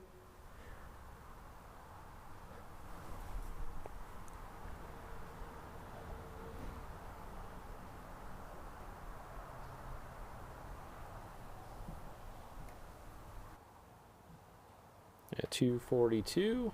That's about 24th position or so. We got to pick it up a little bit. So again, not everybody always goes out here trying to set the world on fire and qualifying. The strategy is probably just to finish and get a good start for tomorrow. You never know what's going to happen tomorrow. Or on, not tomorrow, actually, Saturday. Yeah. Yeah, so if you guys want to watch the race. Oh, here we go. All day. Oh, technical difficulties here. Well, I had in-car for audio for a second. But like I was about to say, if you want to tune in for the race, it's going to be on Saturday morning. It will be live streaming all day here with Score. They will be live. I will be doing my Fishgistics updates every hour on the hour, just like always. And I'll be down in Mexico at the race. You'll be pitting. I'll be pitting, yes, sir.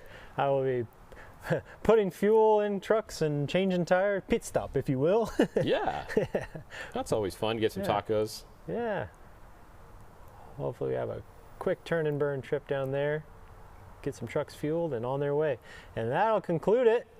That's the last truck across the finish line at the San Felipe 250 qualifier presented by Method Race Wheels.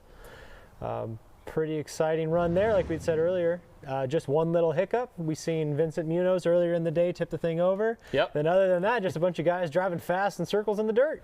Yeah, I mean, I think the guys that we picked that were going to be fast were up there. I mean, we got Jason McNeil. We both picked him for top 3, and he's in second. Right, so no surprise there. I mean, we have Bryce Swaim, I think, was that one of your picks? So he's in 6th position. Yep, we got Justin Davis in 7th. We got Jack Olagus, Sean Geiser. I mean, all the top guys are up there. It's so hard. Just looking at the times, I mean, with the exception of Dolly's time, you know, he's 5 seconds. Everyone else is in about a second or two of each other, so it's pretty close. That dude was on a mission. He was. Here's your schedule for later. So you can see we're already done with the trophy truck specs. The trophy trucks we're estimating are going to start around 1 p.m. for their timed lap. It might be a little bit later, but come back and check in at 1 and see if we're live. If we're not live yet at 1, that means it might be closer to 1:30. So just check in at 1.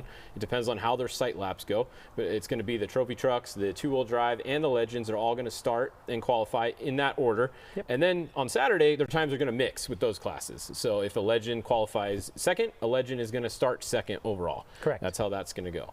So that's what we have going on this afternoon for you guys, and I think that's about it for now. Yeah. So we'll come back. We'll come back in a bit. We'll see you guys at 1 o'clock.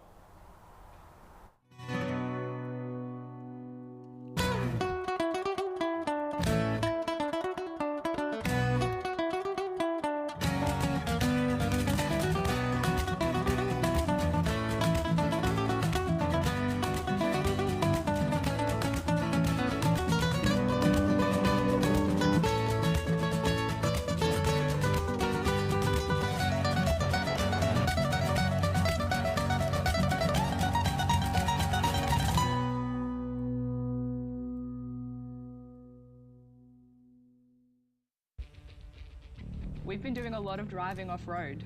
It's a bit of an adrenaline rush, but in such a slow-paced environment, it's effectively really safe and a lot of fun. It's really important that everyone that comes out here has the respect to have a lot of fun, but not do damage. We always try and leave it cleaner than we found it. The best way to leave your mark on the world is to hardly leave one at all. BF Goodrich, what are you building for? To tell you the truth, we could take or leave the extravagance,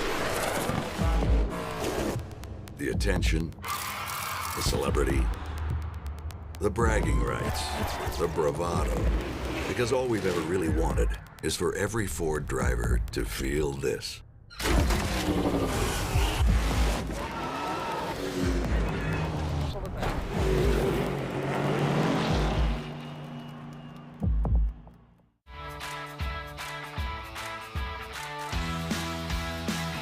Hey Nick, can you hear me? Oh yeah. I might have to pay the rear sprocket.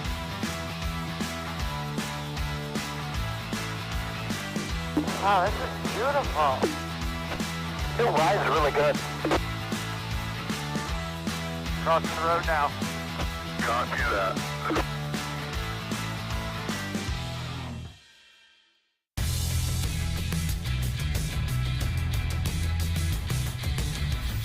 The finishing touches of any off-road vehicle are the things you add to make it your own. That's why we've developed a full collection of over 70 Polaris-engineered accessories specifically designed for Pro R.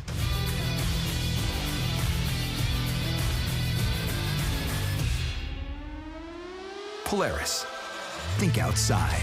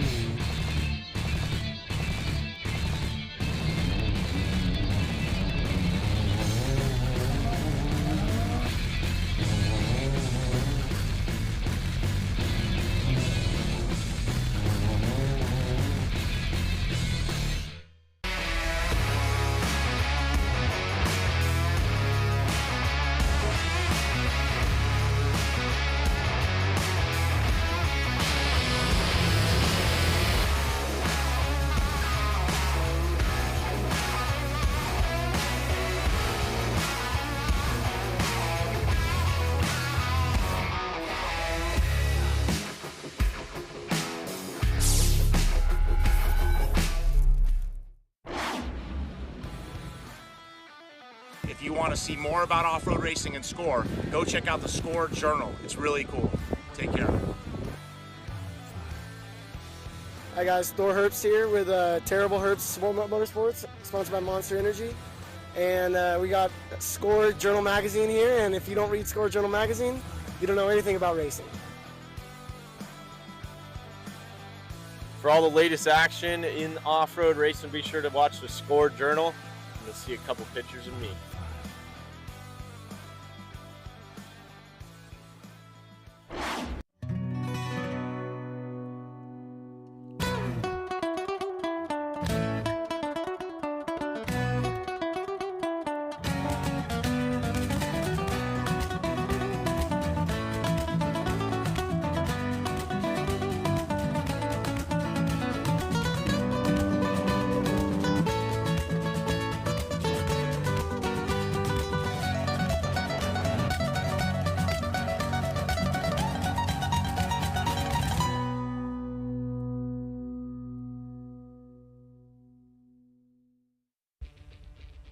We've been doing a lot of driving off-road.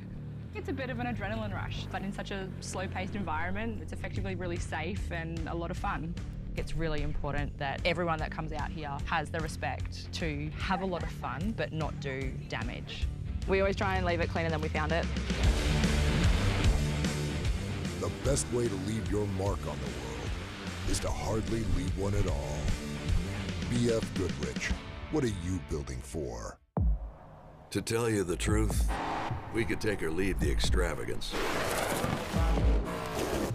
the attention, the celebrity, the bragging rights, the bravado, because all we've ever really wanted is for every Ford driver to feel this.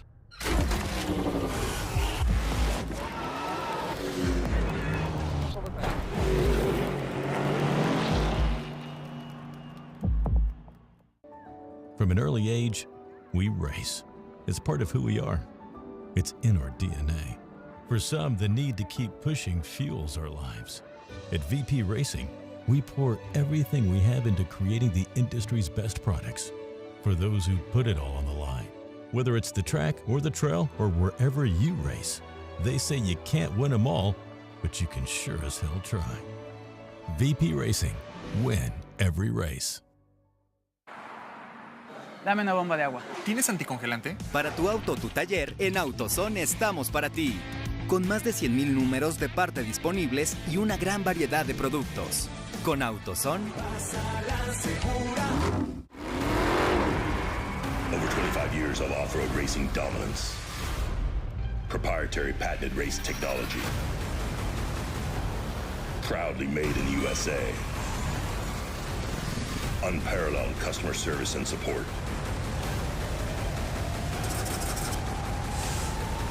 The choice of champions. King Shocks, the leader in off-road shock technology.